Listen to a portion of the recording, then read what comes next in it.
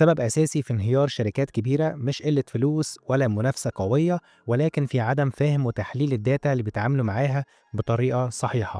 شركات كتيرة جدا بيكون عندها بيانات ضخمة ولكن بتاخد قرارات غلط لأنها ما بتعرفش تقرا الأرقام صح، والفرق الحقيقي دايما ما بيكونش في كمية الداتا اللي عندك، ولكن في ازاي بتحلل الداتا دي وتطلع منها بإنسايتس حقيقية تقدر تفهمها وتفيد بيها الشركة اللي انت شغال فيها. ومن هنا بيجي دور الداتا أناليسيز، العلم اللي بيساعدك تفهم الداتا وتطلع منها انسايتس حقيقية تقدر بيها تساعد شركات كتير توصل لهدفها وتاخد قرارات صح.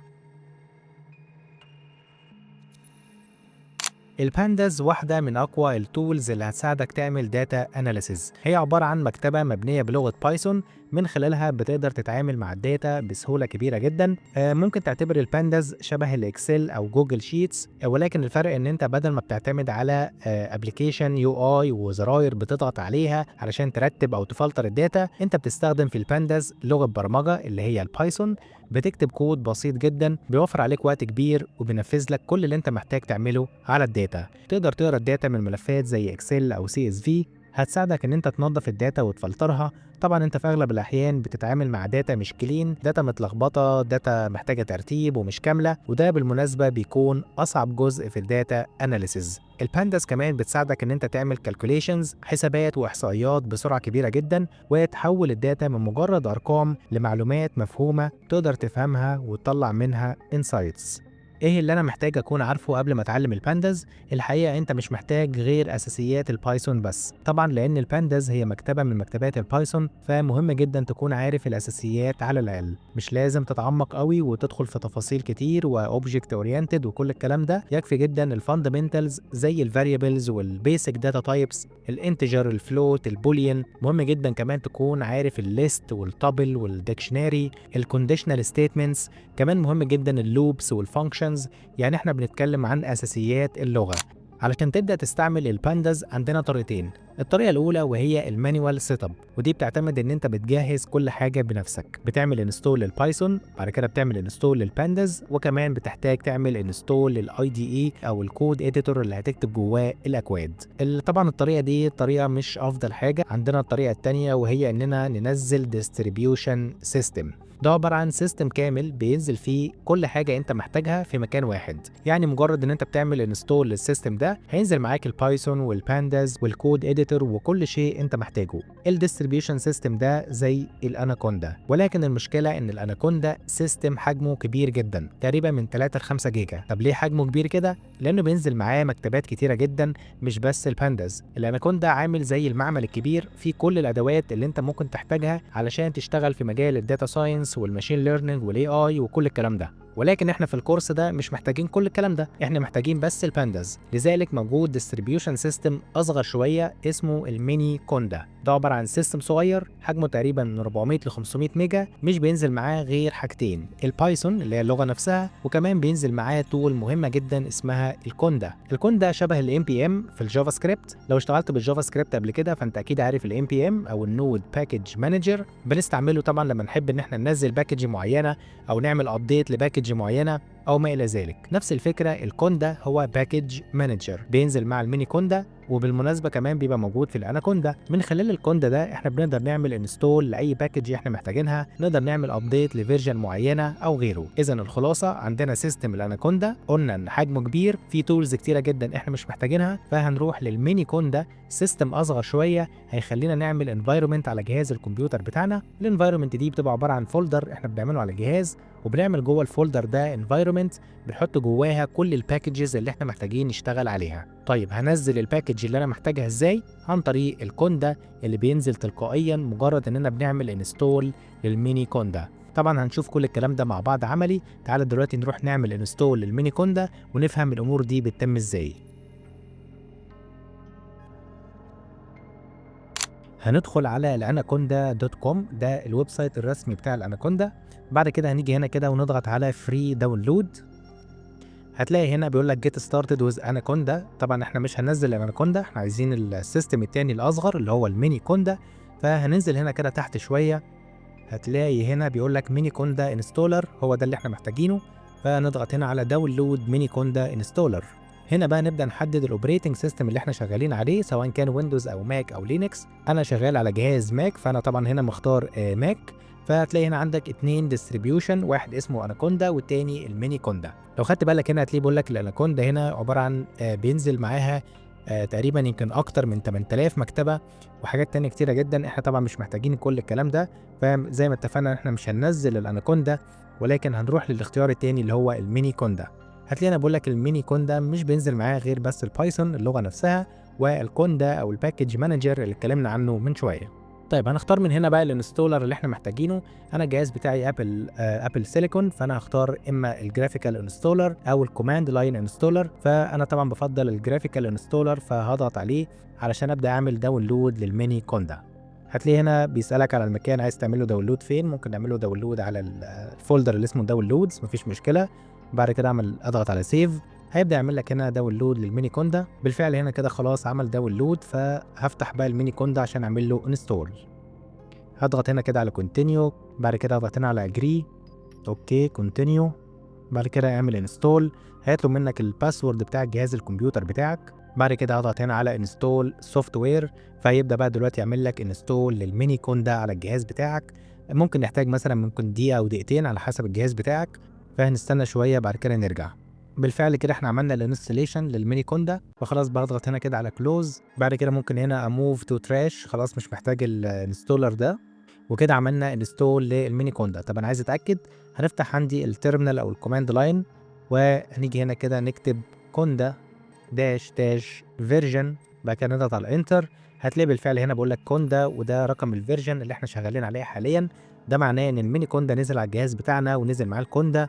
كده امورنا تمام، نقدر بقى نستعمل الكوندا علشان نعمل الانفايرمنت بتاعتنا ونعمل انستول للبانداز ونشوف ازاي نستعملها. طيب تعالى نعمل كده فولدر فاضي. ممكن مثلا نروح هنا كده على الديسكتوب، وممكن نعمل مثلا فولدر فاضي اسميه وليكن بانداز مثلا ديمو.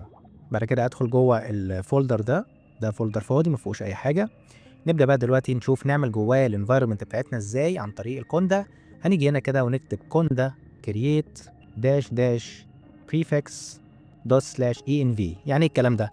انا بقول للكوندا اتعامل مع البانداز ديمو، اعمل لي جواه فولدر اسمه env، هيكون شايل الانفايرمنت بتاعتي اللي انا عايز اشتغل عليها. فبقول كوندا كرييت داش داش prefix دوت سلاش env. الاي ام في ده الفولدر اللي هيتعمل جوه البانداز ديمو. تعالى نضغط على انتر ونشوف الكلام ده هيتعمل ازاي. هضغط على انتر، هيبدا بقى يعمل لك الانفايرمنت بتاعتنا. هيطلب منك هنا ان انت تضغط على يس او واي، فيبدا يعمل لك الانفايرمنت. وبالفعل كده خلاص الانفايرمنت اتعملت. لو جينا شفنا كده الفولدر دلوقتي جواه ايه، هتلاقي جواه الفولدر تاني اسمه اي ان في، شايل الانفايرمنت بكل بقى التولز اللي انت هتعمل لها انستول بعد كده. ممكن طبعا تشوف الكلام ده على الكمبيوتر بتاعك. لو رحت على الديسكتوب، المكان اللي احنا عملنا جواه الفولدر لو اسمه البانداز ديمو، هتلاقي جواه بالفعل الفولدر هو اسمه اي ان في.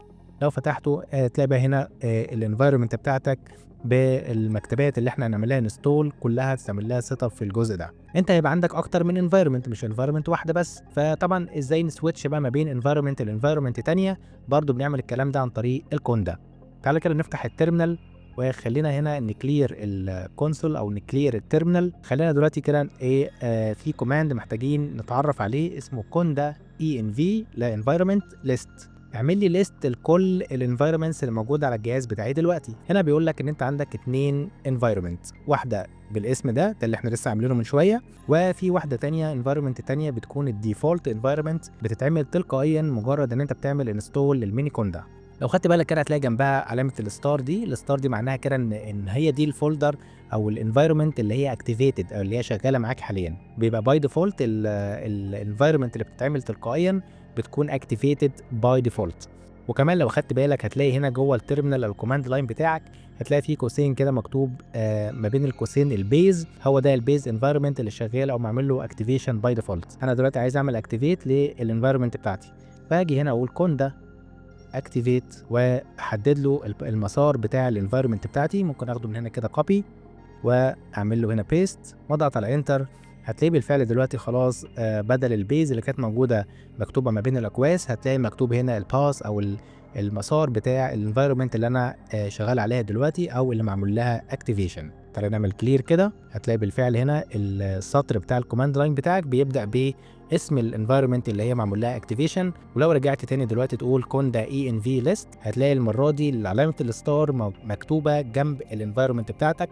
طبعا تقدر في اي وقت تعمل دي اكتيفيت للانفايرمنت اللي موجوده عن طريق الكوماند ده، نقول كوندا دي اكتيفيت. مش محتاج بقى تحدد اسم الانفايرمنت، هو الكوندا تلقائيا هيروح يشوف ايه الانفايرمنت اللي معمول لها اكتيفيشن في الوقت الحالي ويعمل لها دي اكتيفيت. لو ضغطنا على انتر دلوقتي هتلاقي بالفعل عمل لنا دي اكتيفيشن للانفايرمنت بتاعتنا ورجعنا تاني للبيز. انا بقى دلوقتي بعد ما عملت لها اكتيفيشن انا عايز اعمل انستول للبانداز، فهاجي هنا برضو عن طريق الكوندا او الكوندا انستول بانداز. بعد كده اضغط على انتر، هيبدا دلوقتي يقول لك هي دي كل الباكجز اللي انا هعمل لها انستول. فطبعا هنقول له يس او واي ويبدا يعمل داونلود للباكجز دي، فهنستناه كده يخلص داونلود. بالفعل كده خلاص عملنا انستليشن او عملنا داونلود للبانداز على الانفايرمنت بتاعتنا، وكده احنا جاهزين خلاص نبدا نتعامل مع البانداز. طيب عملنا انستول للبانداز، محتاجين دلوقتي نعرف واحنا هنكتب الاكواد فين. احنا اتفقنا ان احنا هنتعامل مع البانداز عن طريق لغه برمجه اللي هي البايثون. هكتب الاكواد دي فين؟ طبعا انت تقدر تستعمل اي IDE او كود اديتور تكتب جواه الاكواد بتاعتك، ولكن هتلاقي معظم الناس اللي شغاله في مجال الداتا ساينس او الماشين ليرنينج او الاي اي بيتعاملوا مع نوع مختلف شويه من IDE اسمه الجوبيتر لاب او الجوبيتر نوت بوك. ده عباره عن انتر اكتيف IDE بيشتغل عن طريق الويب، هو عباره عن ويب ابلكيشن. تعالى نعمل له دلوقتي انستول ونفتحه. جوه الانفايرمنت بتاعتنا برضو هنقول كوندا انستول جوبيتر لاب. هضغط على انتر، برضه هيقول لك على الباكجز اللي هو محتاج يعمل لها انستول. هضغط على يس ويبدا دلوقتي بقى يعمل لك داونلود لكل الباكجز اللي محتاجها الجوبيتر لاب. بالفعل كده خلاص عملنا انستليشن للجوبيتر لاب. كده فاضل لنا بقى ان احنا نشغل الجوبيتر لاب علشان نشوف ازاي نتعامل معاه.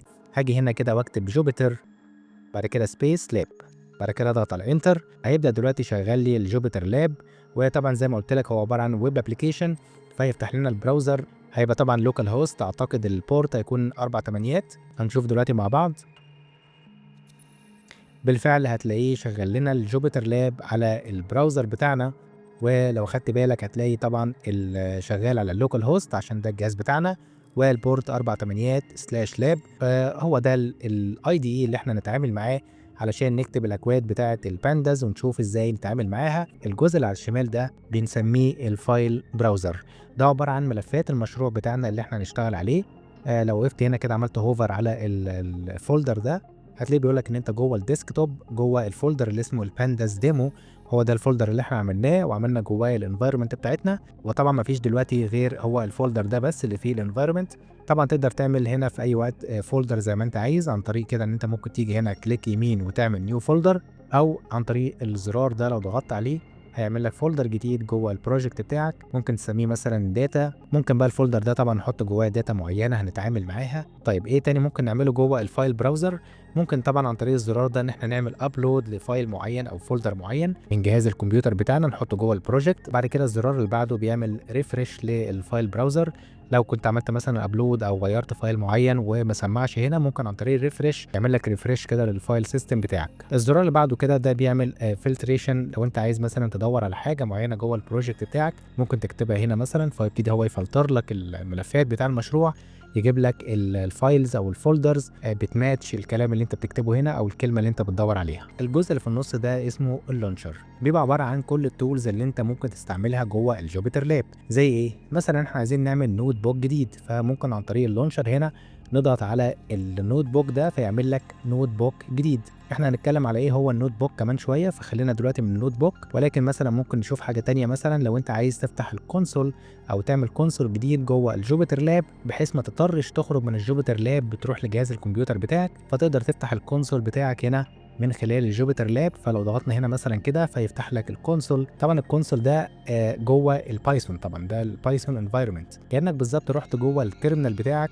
طبعا هنروح نعمل تابه جديده. طبعا لازم البروسيس بتاعت الجوبيتر لاب تفضل شغاله هنا، ما تعملهاش كلوز علشان يفضل الجوبيتر لاب شغال. لذلك انا عملت تاب جديده هنا جوه التيرمينال، كانك بالظبط هنا مثلا كتبت البايثون 3 وضغطت انتر فبيفتح لك الكونسول جوه البايثون 3. فتقدر بقى طبعا هنا تكتب اي كود بايثون زي ما انت عايز، لكن مثلا حاجه زي كده وتضغط على انتر فيطبع لك كلمه هلو. هي نفس الفكره بالظبط بنعملها جوه الجوبيتر لاب. فلو رجعت تاني للجوبيتر لاب هو نفس الفكره هنا. الكونسول هنا اي حاجه هتكتبها هتبقى بايثون كود هتتنفذ على طول. فلو كتبت مثلا 3 زائد 4 طبعا الكود هنا بيتكتب جوه حاجه اسمها سيل، هنشرح السيل دي بالتفصيل كمان شويه. فنشغل الكود ده ازاي؟ طبعا ممكن نشغله عن طريق الزرار ده، او كان مباشره مثلا نقول 3 زائد 5. وممكن عن طريق هنا الشورت كات اللي هو الشيفت انتر، فيبتدي برضو ينفذ لك الكود. تقدر برضو تكتب اي كود بايثون زي ما انت عايز، برضو شيفت انتر فيبتدي ينفذ لك الكود بتاعك. انا دلوقتي مش محتاج الكونسول فهقفل كده الكونسول من هنا. ممكن برضو تفتح من خلال الجوبيتر لاب تفتح التيرمينال بتاع الجهاز بتاعك. برضو هو الفكره ان الجوبيتر لاب هو مش عايزك تخرج بره اللاب ده، كانه كده معمل صغير فيه كل التولز اللي انت محتاجها. انت مش محتاج تروح لجهاز الكمبيوتر بتاعك علشان تعمل اي حاجه. فلو عايز التيرمينال بتاع جهاز الكمبيوتر ممكن عن طريق الجوبيتر لاب تفتحه. فلو ضغطت هنا كده على التيرمينال هتلاقيه بيفتح لك التيرمينال بتاع جهاز الكمبيوتر بتاعك. بالفعل هتلاقيه فتح لك التيرمينال بتاعك جوه البروجكت اللي انت فيه اللي هو البانداس ديمو. تقدر بقى طبعا تستعمل اي كوماند جوه التيرمينال كانك على جهاز الكمبيوتر بالظبط. ولكن مثلا عايز اعرف الفيرجن بتاعه الكوندا، فاقدر اقول كوندا داش داش فيرجن، هتلاقيه طبعا بيرجع لك الفيرجن بتاعه الكوندا. تقدر برضو تقول مثلا كوندا اي ان في ليست فيرجع لك كل الانفايرمنت الموجود على جهاز الكمبيوتر بتاعك وهكذا. احنا برضو مش محتاجين دلوقتي التيرمينال فهنقفل التيرمينال ده.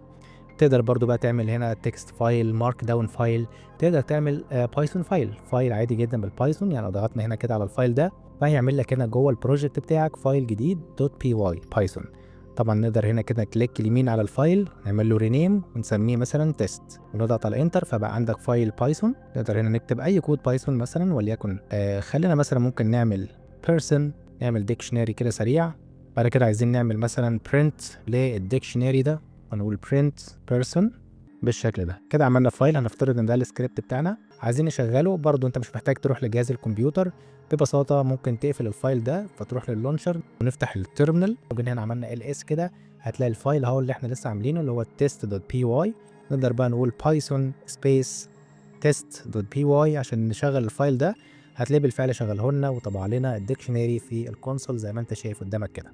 خلاص نقفل التيرمينال مش محتاجينه تاني. كده عرفنا اللونشر ده ان احنا ممكن نعمل بيه ايه بالظبط او ممكن نستفاد منه ازاي. في حاجه مهمه قبل ما نروح للنوت بوك.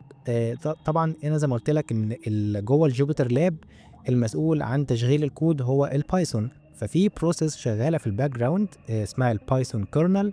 الكيرنل دي هي البروسيس اللي شغاله في الباك جراوند بتعمل لك رن للكود اللي انت بتكتبه هنا جوه الجوبيتر لاب.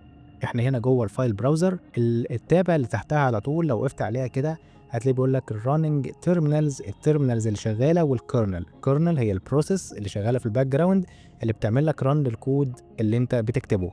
طبعا احنا بنكتب هنا بايثون فالكيرنل هي بايثون كيرنل. فلو ضغطنا كده على التابه دي هتلاقي عندك هنا تابات كتير زي مثلا اول حاجه هنا الاوبن تابس، ايه التابات اللي مفتوحه حاليا؟ طبعا ما فيش غير اللونشر. التابه اللي بعد كده هي الكيرنل، ممكن نكبر ده كده شويه. هتلاقي عندك طبعا ان الكيرنل اللي شغاله هي البايثون 3 اللي اي بي واي كيرنل، هي دي البروسيس اللي شغاله في الباك جراوند اللي بتعمل رن او تكسكيوت الكود اللي انت بتكتبه. انت كنت فاتح هنا كونسول فبالتالي هو موجود جوه الكيرنل. انت قفلت الكونسول من هنا ولكن بيفضل موجود في الباك جراوند شغال. الكيرنل شغاله في الباك جراوند بتبروسيس الكونسول ده. فطبعا اتاكد ان انت بتيجي هنا كده عند الكيرنل بتعمل شات داون اول لكل الفايلات اللي شغاله او اللي بتشغلها الكيرنل علشان طبعا ما تعملش لود على الميموري بتاعت جهاز الكمبيوتر بتاعك. برضو نفس الفكره جوه التيرمينال، احنا هنا كنا فاتحين اكتر من تيرمينال. فتاكد برضو ان انت بعد ما بتقفل التيرمينال من هنا ان انت تروح تعمل شات داون للتيرمينال برضو علشان ما تفضلش شغاله في الباك جراوند. نرجع تاني للفايل براوزر. احنا كده عرفنا تقريبا كل حاجه موجوده في اللونشر ما عدا طبعا النوت بوك. تعالى كده نعمل نوت بوك جديده ونفهم ايه هو النوت بوك وايه الفرق ما بينه وما بين البايثون فايل. لو ضغطت هنا كده على النوت بوك، بالمناسبة يعني من غير اللونشر كان ممكن تيجي هنا جوه الفايل براوزر وتعمل كليك يمين وتختار نيو نوت بوك، هيعمل لك برضو نوت بوك جديد لو انت يعني مش عايز تعمله عن طريق اللونشر. طيب تعالى نعمل له رينيم كده نسميه مثلا ديمو. الملاحظة الأولى بقى اللي انت ممكن تاخد بالك منها ان الاكستنشن بتاع الفايل بيبقى IPYNB اللي هو اي بايثون نوت بوك، ده الاكستنشن بتاع النوت بوك. طيب هو ايه الفرق ما بين النوت بوك والبايثون فايل العادي؟ في البايثون فايل زي ما انت شايف كده الفايل اللي احنا عملناه من شويه ده بيبقى عباره عن سكريبت فايل كامل. اما بتيجي تعمل له ران طبعا بتعمل له ران من فوق لتحت، والسكريبت كله بيتعمل له ران مره واحده. ولكن في النوت بوك الموضوع مختلف شويه. النوت بوك بيقسم لك الكود بتاعك لاجزاء صغيره، كل جزء بنسميه سيل، بحيث ان انت الكود بتاعك بيتقسم لسيلز، مجموعه من السيلز تقدر تعمل رن لاي جزء منه في اي وقت زي ما انت عايز. مش محتاج بقى ان انت تعمل رن للسكريبت كله، كل ما تغير في جزء صغير من الكود بتبقى محتاج ان انت تعمل رن للفايل كله. النوت بوك قال لك لا، انت الكود بتاعك هيكون متقسم لاجزاء صغيره، كل جزء هيبقى موجود جوه حاجه اسمها السيل، تقدر تعمل السيل ديت رن زي ما انت عايز في اي وقت، مش محتاج تعمل رن للكود كله مره واحده. طيب هل دي بس الميزه الوحيده؟ لا، الميزه الثانيه ان انت كل جزء انت هتكتبه بتعمل له رن، الاوتبوت بتاعه بيظهر تحت السيل مباشره، على عكس مثلا الفايل بتاع البايثون العادي. لما كتبنا هنا الكود عشان اعمل رن للكود ده واشوف الاوتبوت بتاعه، احتاجنا طبعا ان احنا نروح للكونسول ونعمل رن للبايثون فايل فنشوف الاوتبوت بتاعنا جوه الكونسول. ولكن في النوت بوك الاوتبوت بتاع كل سيل او بتاع كل جزء من الكود بيظهر تحت السيل مباشره. زي ايه؟ طبعا احنا هنشرح السيل بتفاصيل اكتر كمان شويه، ولكن خلينا دلوقتي مؤقتا نجرب كده نكتب مثلا كود بايثون.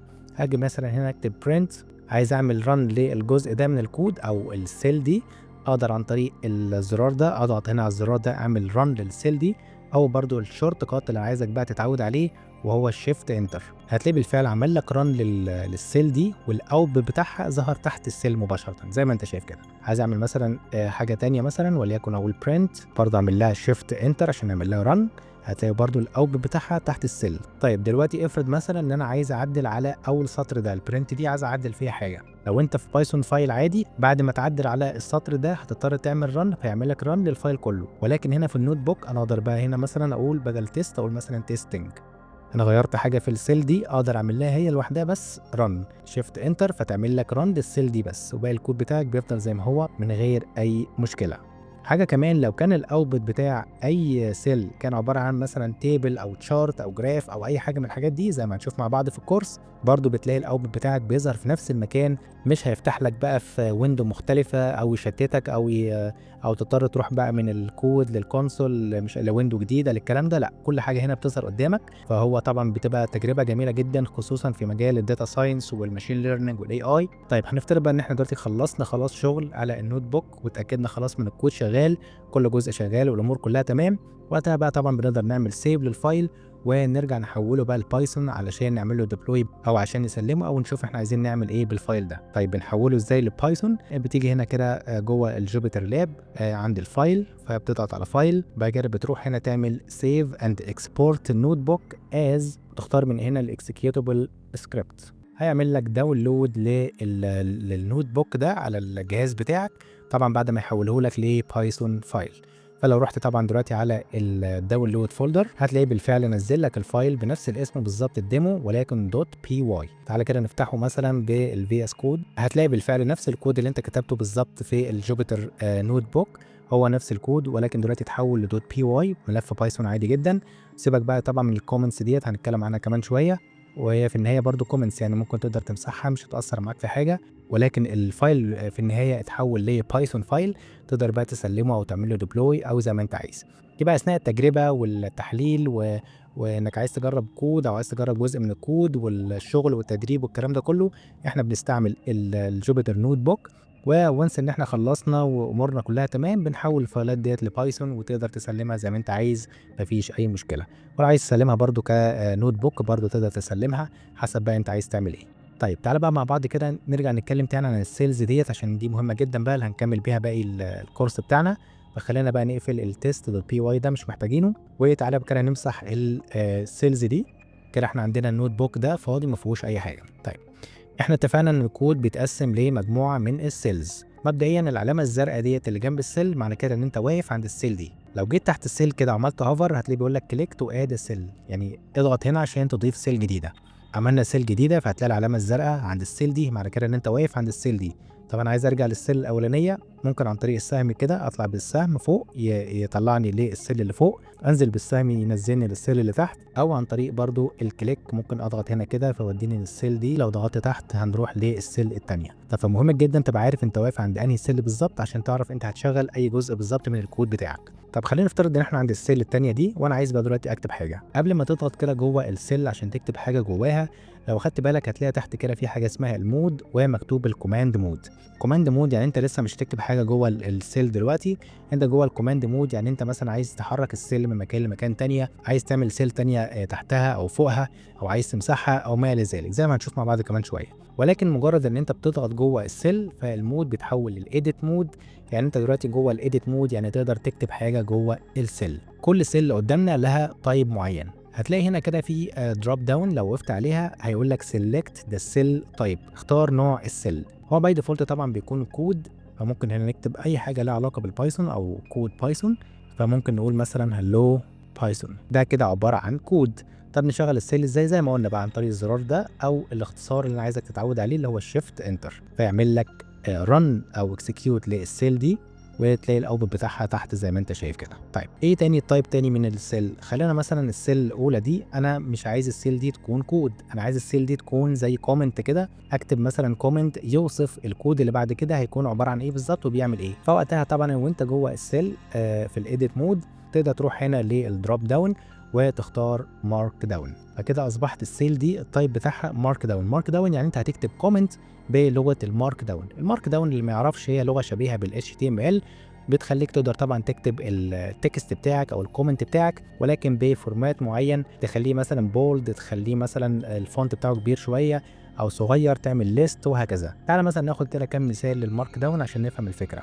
هنفترض مثلا ان انا عايز اعمل هيدر مثلا، هكتب جواه تايتل، محتاج التايتل ده يكون بفونت كبير، فبدل ما استعمل HTML واعمل H1 element والكلام ده، اقدر عن طريق المارك داون مثلا ان انا اعمل هاش بعد كده سبيس واقول مثلا this is title، اجي برضه اعمل شيفت انتر للسيل دي، فهتلاقي عامل لك التايتل بفونت كبير كده هو شبيه بالظبط بال H1 الموجود في ال HTML. طيب خلينا ندخل تاني جوه السيل كده واضغط على انتر. خد بالك انت كل ما بتضغط على انتر السيل طبعا مش هتشتغل، السيل بتشتغل اما عن طريق الزرار ده زي ما قلنا، او عن طريق الشورت كات اللي هو شيفت انتر. طيب خلينا مثلا عايزين نعمل حاجه زي ال H2، فممكن ناخد مثلا نفس التايتل ده وقبله بنعمل هاش هاش هاش هاش، فكده هيعمل لك H2. طيب ممكن مثلا 3 هاش اكنه بالظبط بيعمل لك H3 وهكذا بقى. فلو جيت دلوقتي عملت اكسكيوت للسيل دي، هتلاقي بالفعل عمل لك زي H1 H2 H3 H4 H5 زي ال HTML بالظبط. عايز مثلا دلوقتي اعمل سيل تانية تحت السيل ديت واعمل حاجه تانية بالمارك داون. خد بالك لو انت على الكوماند مود تقدر تستعمل الشورت كات زي البي، لو ضغطت على بي يعمل لك سيل تحت السيل دي، فلو عملت كده بي هتلاقيه عمل لك سيل تحتها. طب انا مثلا عايز اطلع تاني للسيل دي وعايز اعمل سيل فوقها، انت جوه الكوماند مود فتقدر عن طريق شورت كات اللي هو الاي تعمل لك سيل اباف، سيل فوق السيل دي. طب لو انت جوه السيل نفسها، يعني انا دلوقتي جوه المود اديت، وقتها ما اقدرش بقى استعمل الشورت كات ان انا اعمل سيل فوق واعمل سيل تحت، ولكن ممكن استعمل الزراير اللي هنا. يعني مثلا لو ضغطت على الزرار ده هتلاقيه هيعمل لك انسيرت للسيل فوق، ولو نزلت تاني كده وضغطت على الزرار ده هتلاقيه بيعمل لك سيل تحت السيل ديت. يبقى ممكن عن طريق الزراير دي او عن طريق الشورت كات، ولكن لو هتستعمل الشورت كات فتاكد ان انت جوه الكوماند مود. طيب هنعمل تاني اكسكيوت للسيل دي، وخلينا مثلا نعمل حاجه تاني دلوقتي في المارك داون. طبعا احنا هنا جوه السيل دي، تاكد برضو ان انت تروح هنا تغير التايب تخليه مارك داون، ومثلا عايزين نجرب نعمل تكست معين بولد. خلينا في الاول نكتب مثلا نقول this is normal text، بعد كده عايز مثلا التكست تاني نفس التكست بالظبط ولكن يكون بولد، اقدر عن طريق المارك داون اعمل ستار ستار بعد كده التكست بتاعي وارجع تاني اقفل بستار ستار، هتلاقيه عمل لك التكست بتاعك بولد. فنجرب دلوقتي نيجي نشغل السيل، هتلاقيه بالفعل ده النورمال تكست وده البولد تكست. طيب تعالى مثلا نعمل ليست، برضو انت جوه السيل اتاكد ان انت بتروح تغير تسويتش للمارك داون. عايز اعمل ليست اقول مثلا هنا ايه، خلينا نعمل كده هيدر H3 مثلا، اقول ماي فيفورت لينجز، بعد كده اضغط على انتر وعايز بقى اعمل ليست، فاقدر عن طريق الداش او الداش مثلا او الراست مثلا جافا بايثون جو مثلا، يعني اعمل شيفت انتر هتلاقي بالفعل عمل لنا ليست زي ما انت شايف كده ان اوردرد ليست، ليست غير مرقمه. طب انا عايز اعمل ليست مرقمه تحت السيل دي. انا هنا واقف عند السيل دي وانا في الكوماند مود، اقدر اضغط على بي فيعمل لك سيل تحتها وادخل جوه السيل دي. ما تنساش تعمل سويتش او تغير من الكود للمارك داون. بالمناسبه لو انت واقف عند السيل ديت وعايز جوه الايديت مود وعايز تروح للكوماند مود، تقدر تضغط على سكيب هيحولك للكوماند مود. انت دلوقتي واقف عند السيل ديت وجوه الكوماند مود وعايز تغير التايب بتاع السيل من الكود لمارك داون، تقدر مباشره تضغط على ام، هتلاقيه يحول لك التايب بتاع السيل لمارك داون. عايز مثلا دلوقتي اعمل ليست اوردرد ليست، يعني ليست مرقمه، اقدر اعملها عن طريق مثلا الواحد دوت، واقول مثلا 1، بعد كده مثلا 2، بعد كده مثلا 3، وهكذا. شيفت انتر عشان اعمل رن للسيل دي، هتلاقي عمل لك الليست مرقمه بالشكل ده. دي كده كانت نظره سريعه عن المارك داون. طيب فضلنا نعرف بس لو انا عايز امسح سيل معينه، انا مثلا عندي الاثنين سيلز اللي فوق دول انا مش محتاجهم عايز امسحهم، اقدر طبعا اجي هنا كده اضغط كليك كده عشان يوقفني عند السيل دي وانا عايز امسحها. لو انت عند الكوماند مود تقدر شورت كات دبل دي يمسح لك السيل دي. طيب انا مثلا جوه السيل ديت جوه الايديت مود وعايز امسحها، تقدر وقتها برضو تقدر تضغط على الزرار ده بتاع الديليت سيل فيمسح لك السيل دي تماما. برضو السيل الاخيره ديت انا مش محتاجها، انا هنا جوه الايديت مود اقدر اضغط على سكيب يحولني للكوماند مود، وقتها استعمل الشورت كات اللي هو اسمه دي فيمسح لك السيل دي، وهكذا بقى تقدر تمسح باقي السيلز اللي موجود عندك بالشكل ده. نبتدي بقى نشرح البانداز. اللي في الصورة قدامك ده عبارة عن اكسل شيت، عبارة عن جدول بسيط جدا بيمثل مبيعات شركة عربيات في سنة 2024 بالتحديد بداية من 5/1 لغاية 28/1/2024. كل رو في الجدول ده عبارة عن سيل اي دي وتاريخ معين والاسم بتاع العربية والنوع بتاعها واتباعت كام مرة وسعرها ايه. انا دلوقتي لو عايز جوه البانداز ابتدي اتعامل مع الداتا دي علشان اعمل بعض الاناليسز اللي انا محتاجها، يعني مثلا عايز اعرف متوسط الاسعار، اعلى سعر، اقل سعر، وهكذا. فانا دلوقتي ازاي ابتدي انقل الداتا دي جوه البانداز علشان ابدا اتعامل معاها؟ البانداز عندها داتا ستراكشر اسمها الداتا فريم، من خلالها بنقدر نخزن الداتا اللي احنا عايزين نتعامل معاها. الداتا فريم زيها زي الاكسل شيت بالظبط، كانك فاتح اكسل شيت او سبريد شيت بتاع جوجل. الداتا فيها بتتخزن عباره عن مجموعه من الصفوف والاعمده زيها زي التيبل او الاكسل شيت بالظبط. كل كولوم جوه الداتا فريم اسمه سيريز، يعني مثلا انا لو عايز اتعامل مع الكولوم بتاع البرايس او السعر فالكولوم ده لوحده اسمه سيريز، لو عايز مثلا اتعامل مع الكولوم بتاع الكار نيم فالكولوم ده لوحده اسمه سيريز، وهكذا. فاحنا دلوقتي الاول هنتعلم ازاي عن طريق البانداز نعمل السيريز، بعد كده هنتعلم ازاي نعمل الداتا فريم. فتعالى بينا نروح على جوبيتر لاب ونشوف ازاي نعمل السيريز جوه البانداز. خلينا نعمل فايل جديد، نوت بوك جديد. هاجي هنا كده واعمل كليك يمين واختار نيو نوت بوك. تعالى كده نسمي الفايل ده، اعمل كليك يمين واروح هنا كده اعمل رينيم واسميه سيريز. تعالى بقى نقفل الديمو ده مش محتاجينه، وخلينا نقفل الفايل براوزر ده، وتعالى نكبر كمان كده السكرين. تعالى بقى نشوف ازاي نعمل السيريز جوه البانداز. مبدئيا انا هستعمل مكتبه البانداز، فلازم هنا جوه النوت بوك اعمل امبورت للمكتبه نفسها. فهاجي هنا كده واعمل امبورت. خلينا جوه السيل دي كده نعمل مارك داون كومنت كده بسيط زي ما اتعلمنا بقى. احنا هنا دلوقتي في الكوماند مود بتاع السيل دي، فاقدر كده عن طريق الشورت كات اضغط على ام هيحول التايب بتاع السيل دي لمارك داون.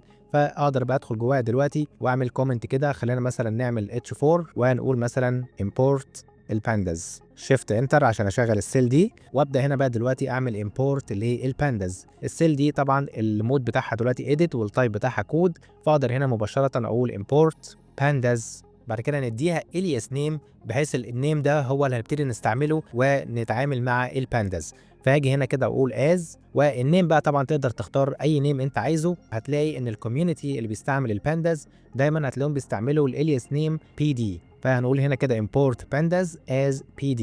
بعد كده هعمل شيفت انتر كده خلاص عملنا import للبانداز. تعالى بقى دلوقتي نشوف ازاي نعمل سيريز جوه البانداز. احنا اتفقنا ان السيريز اكنه بالظبط كولوم من التيبل. السيريز احنا نقدر نعملها عن طريق حاجات كتير جدا. نقدر مثلا نعملها عن طريق سكيلر فاليو. يعني ايه سكيلر فاليو؟ يعني اقدر اعمل سيريز من خلال فاليو واحده بس، يعني كلمه معينه string او رقم او اي حاجه. تعالى دلوقتي نعمل سيريز عن طريق سكيلر فاليو. برضو هنا كده جوه السيل دي خلينا نعمل مارك داون. هضغط على سكيب عشان ادخل جوه الكوماند مود واضغط على ام فاحول التايب بتاع السيل مارك داون، واجي هنا مثلا كده واقول create series from scalar value. هاجي هنا دلوقتي مثلا واقول النيم ايكوال محمد، فانا عايز احول الكلمه دي او الفاريبل ده احوله للسيريز، فهاجي هنا كده هضغط على انتر. بعد كده ابتدي استعمل بقى البانداز، هقول بي دي دوت الكلاس اللي اسمه سيريز، بعد كده افتح القوس واقفله، وهنا كده المفروض ببعت الداتا اللي انا عايز احولها لسيريز. فخلينا هنا كده على طول نبعت النيم، بعد كده هعمل شيفت انتر، فهيبتدي على طول يحول لك النيم ده لسيريز. الداتا تايب بتاعته اوبجكت، ودي الفاليو اللي احنا خزناها محمد. وباي ديفولت لو انت ما حددتش اندكس معين، فهي البانداس بتحط اندكس بيبدا بزيرو 1 2 3 وهكذا. طيب تخيل مثلا ان انا عايز اغير الاندكس ده، انا مش عايز الاندكس يكون زيرو، عايز الاندكس مثلا هنا يكون نيم، بحيث يبقى النيم محمد. تعال نشوف ازاي نغير الاندكس. السيريز كلاس ده بياخد اكتر من ارجيومنت، منها الداتا زي ما احنا بعتنا هنا كده، وبياخد ارجيومنت كمان اسمه الاندكس. تعالى دلوقتي نشوف ازاي نغير الاندكس بتاع السيريز دي. هاجي هنا كده واقول pd.series وابعت النيم زي ما هو، ولكن كوما، وابتدي احدد هنا الاندكس. الاندكس بيكون عباره عن ليست، فهفتح كده البراكتس دي بتاعت الليست واحدد هنا الاندكس اللي انا عايزه. هنقول مثلا وليكن النيم، واجي دلوقتي اعمل شيفت انتر عشان اشغل، هتلاقي فعلا السيريز اتعملت، ولكن بدل اندكس زيرو الاندكس المره دي بقى نيم، والفاليو بتاعته محمد. السيريز عباره عن كلاس الكونستراكتور بتاعه بياخد اكتر من ارجيومنت او اكتر من بارامتر، فعندنا طريقتين ان احنا نقدر نبعت بيهم الداتا للكونستراكتور. الطريقه الاولى وهي البوزيشنال ارجيومنت، زي ما احنا عملنا كده، بحيث ايه، انا عارف ان السيريز اول قيمه بتاخدها هي الداتا، وتاني قيمه هي الاندكس، فلازم امشي بالترتيب ده لو انا هستعمل البوزيشنال argument. النوع التاني اسمه الnamed argument، بمعنى ايه؟ ان انا كل argument من ده له اسم معين، فبالتالي انا مش لازم التزم بنفس الترتيب بتاع الكونستراكتور. يعني ايه الكلام ده؟ انا مش فاهم. طيب مبدئيا لو انا عايز اعرف مثلا السيريز ده ككلاس الكونستراكتور بتاعه بياخد ايه بالظبط، فببساطه ممكن تيجي عند كلمه السيريز دي هتقف عليها بالشكل ده، بعد كده هتضغط على شيفت تاب، هتلاقي على طول بيحدد لك او بيقول لك السيجنتشر بتاع السيريز ده هو بياخد منك ايه بالظبط. زي ما انت شايف كده هتلاقيه بياخد منك اول حاجه الداتا، بعد كده تاني حاجه الاندكس، وشويه حاجات تانية كده هنتعلمها مع بعض قدام شويه. اللي يهمنا دلوقتي ان بياخد الداتا، بعد كده الاندكس. اول حاجه هي الداتا، تاني حاجه الاندكس. لو انا ما حددتش النيم نفسه، يعني ما قلتش الداتا ايكوال وبعد كده بعت الداتا، وبعد كده في تاني ارجمنت قلت الاندكس ايكوال وحددت الاندكس، في الوقت ده انا لازم التزم بالترتيب. اول حاجه هتكون الداتا، بعد كده هتكون الاندكس. طب انا عايز ما التزمش بالترتيب، او انا مش حافظ الترتيب ومش عايز اشغل دماغي ايه قبل ايه، وقتها ممكن نستعمل النيمد ارجيومنت، يعني هقول الداتا ايكوال والاندكس ايكوال. بالتالي بقى لو انت بدات بالاندكس او بدات بالداتا مش هتفرق طالما انت محدد النيم. تعال نعمل مثال عشان نفهم الكلام ده. انا هنا دلوقتي استعملت البوزيشنال ارجيومنت، بعت النيم بعد كده الاندكس. تعالى كده نحاول هنا نغير البوزيشن بتاع الاندكس، نخلي مثلا الاندكس في الاول بعد كده الداتا بالشكل ده.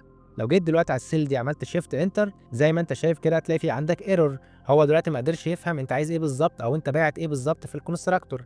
ليه؟ لان انت هنا مستعمل البوزيشنال ارجيومنت، فانت لازم تلتزم بالترتيب بتاع الكونستراكتور، ان الداتا بتيجي في الاول بعد كده بيجي الاندكس. فتعالى نرجع تاني كده، نخلي الداتا في الاول بعد كده الاندكس، فنيجي نشغل تاني شيفت انتر هتلاقيه اشتغل وعمل لك السيريز. طيب دلوقتي بقى تعالى نستعمل النيمد ارجيومنت، فاقدر برضو هنا اقول pd.series. بالمناسبه لو عايزه يكمل معاك ممكن وانت بتكتب يعني مثلا كتبنا هنا اول 3 حروف، تقدر تضغط على تاب هتلاقيه بيقترح لك ايه الحاجه اللي انت عايز تعملها، فتقدر تضغط على انتر هيكتب لك على طول السيريز.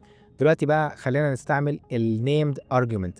انا هاجي هنا اقول الداتا ايكوال وابعت له الفاليو بتاعتي نيم، بعد كده كوما هقول له الاندكس ايكوال وابعت له الاندكس بتاعي اللي عباره عن ليست، ونقول هنا مثلا خلينا نغير الاندكس المره دي نقول مثلا ايه، شيفت انتر هتلاقيه بالفعل اشتغل عمل لك الاندكس ايه والفاليو محمد. دلوقتي بقى انا لو جيت غيرت مثلا الترتيب مش هيفرق لان انا مستعمل النيمد ارجيومنت. يعني خلينا ناخد الاندكس ده في الاول بعد كده الداتا، واضغط على شيفت انتر هتلاقيه اشتغل برضه مفيش اي مشكله لان انا محدد الاسماء، فالترتيب هنا ما بقاش مشكله بالنسبه لي خالص. بالمناسبه كمان لو في اي حاجه انت مثلا مش عارف او مش فاكر كانت بتشتغل ازاي، بخلاف طبعا ان انت تقف على الكلمه وتضغط على شيفت تاب فيحدد لك السيجنتشر، في طريقه تانية.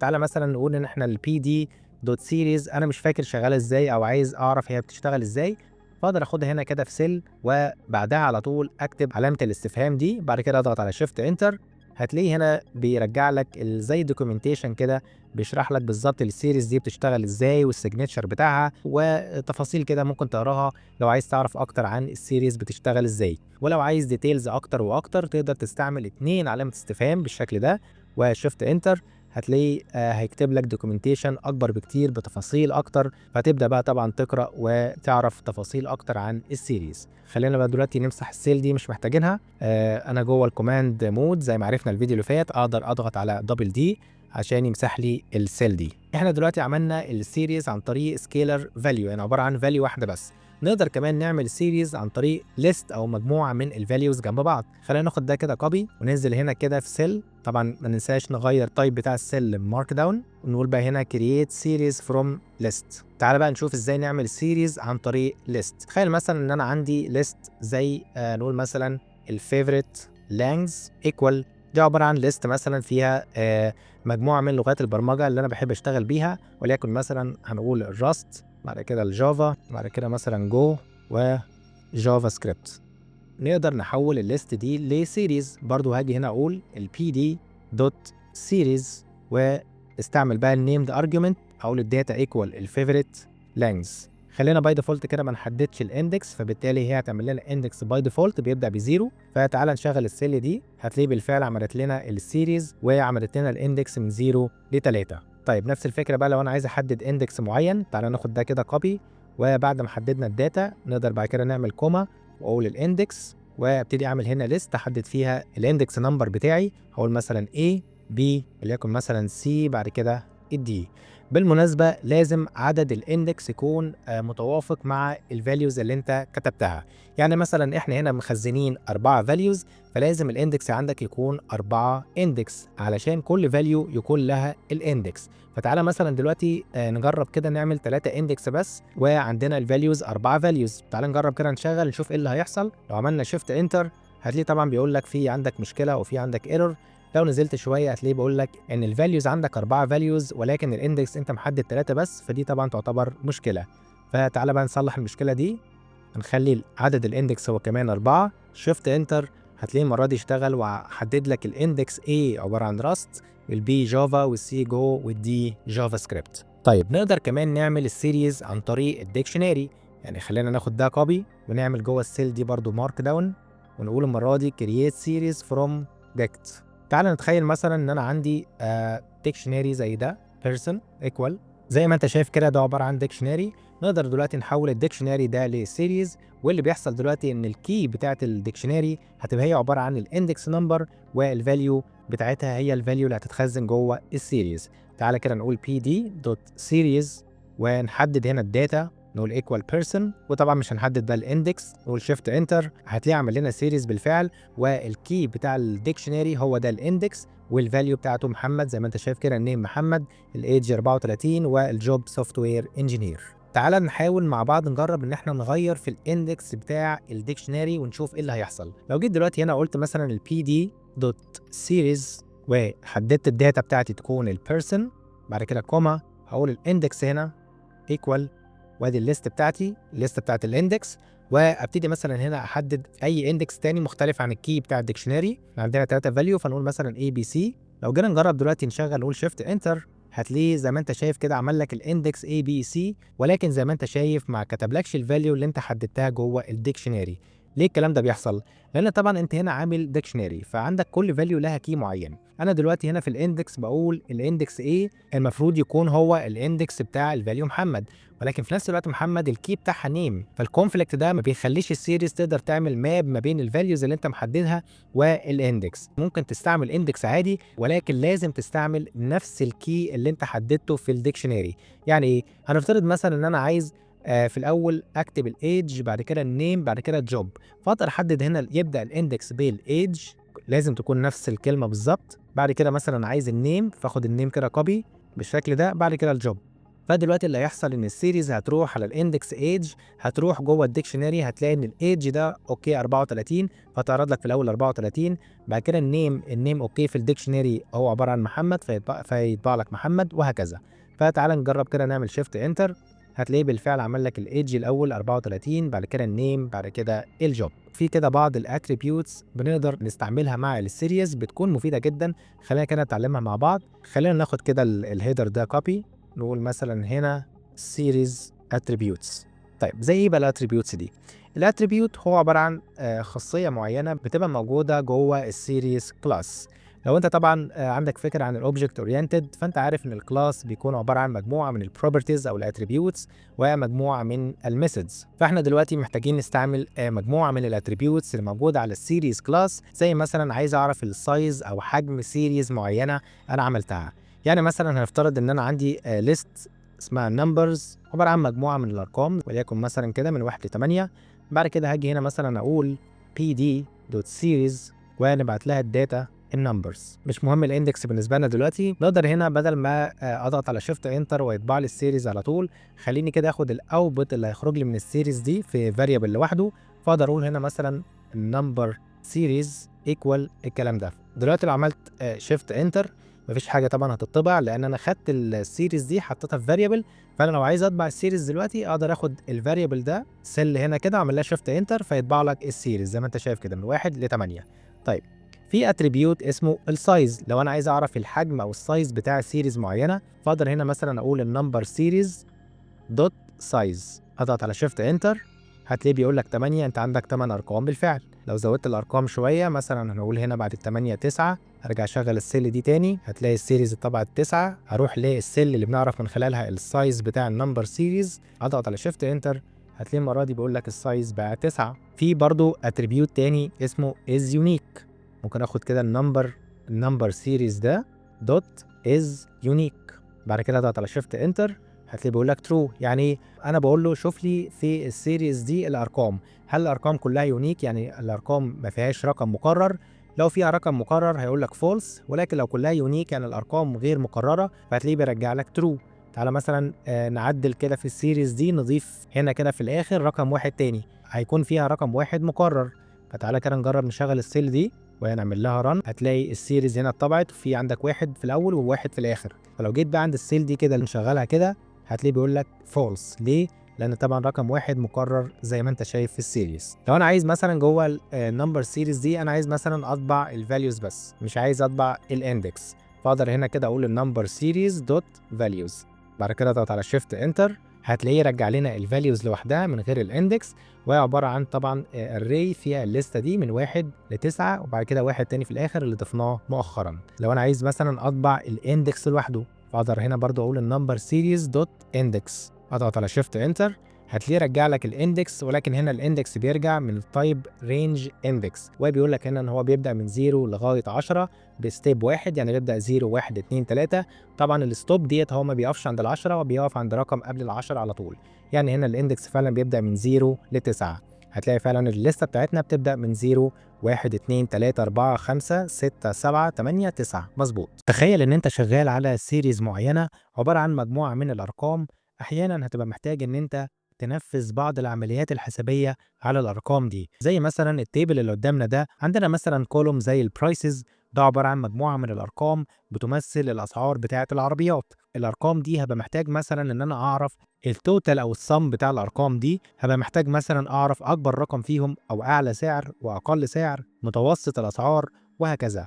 البانداز هتخليك تقدر تعمل كل الكلام ده بمنتهى السهولة عن طريق بعض الميثودز اللي موجودة على السيريز كلاس، نقدر نستعملها علشان ننفذ كل الكلام ده. فخلينا مع بعض نروح للجوبيتر لاب ونشتغل على الكولوم بتاع البرايس ونشوف ننفذ الكلام ده ازاي. انا هنا جوه الجوبيتر لاب عملت فايل جديد او عملت نوت بوك جديد سميته السيريز ميثودز. تعال نقفل الفايل براوزر ده. مبدئيا طبعا هنحتاج ان احنا نعمل امبورت للبانداز، فاقول هنا import pandas as pd. تعالى بقى هنا هعمل ليست كده احط جواها كل البرايسز من التيبل اللي شفناه مع بعض من شويه، بعد كده نبتدي نحوله لسيريز ونشتغل عليه. انا عملت هنا ليست اسمها البرايسز، حطيت جواها كل البرايسز اللي اخدتها من التيبل. تعالى نشغل السيل دي، فبقى عندي هنا فاريبل اسمه برايسز شايل جواه كل الارقام او كل البرايسز اللي انا عايز اشتغل عليها. دلوقتي بقى تعالى نحول البرايسز دي لسيريز علشان نبتدي ننفذ عليها العمليات الحسابيه اللي احنا عايزين نعملها. ممكن اجي هنا كده اقول البرايسز اندرسكور سيريز ايكوال، هنقول بقى بي دي دوت سيريز وابعت لها الداتا ايكوال برايسز. مبدئيا مثلا انا هكون عايز اعرف التوتال بتاع البرايسز ده، فخلينا كده جوه السيل دي نحولها لمارك داون، واكتب مثلا هنا كده كومنت اقول مثلا السم او التوتال. عايز اجيب السم او توتال الاسعار دي، اقدر هنا مثلا اجي اقول برايسز سيريز دوت سم. سم دي عباره عن ميثود جوه السيريز كلاس هترجع لي التوتال بتاع البرايسز او توتال الارقام اللي جوه السيريز اللي انا عملتها. في هنا ملحوظه مهمه ان البانداز انترنالي بتستعمل مكتبه تانية من مكتبات البايثون اسمها النمباي. المكتبه دي هي المسؤوله عن تنفيذ العمليات الحسابيه.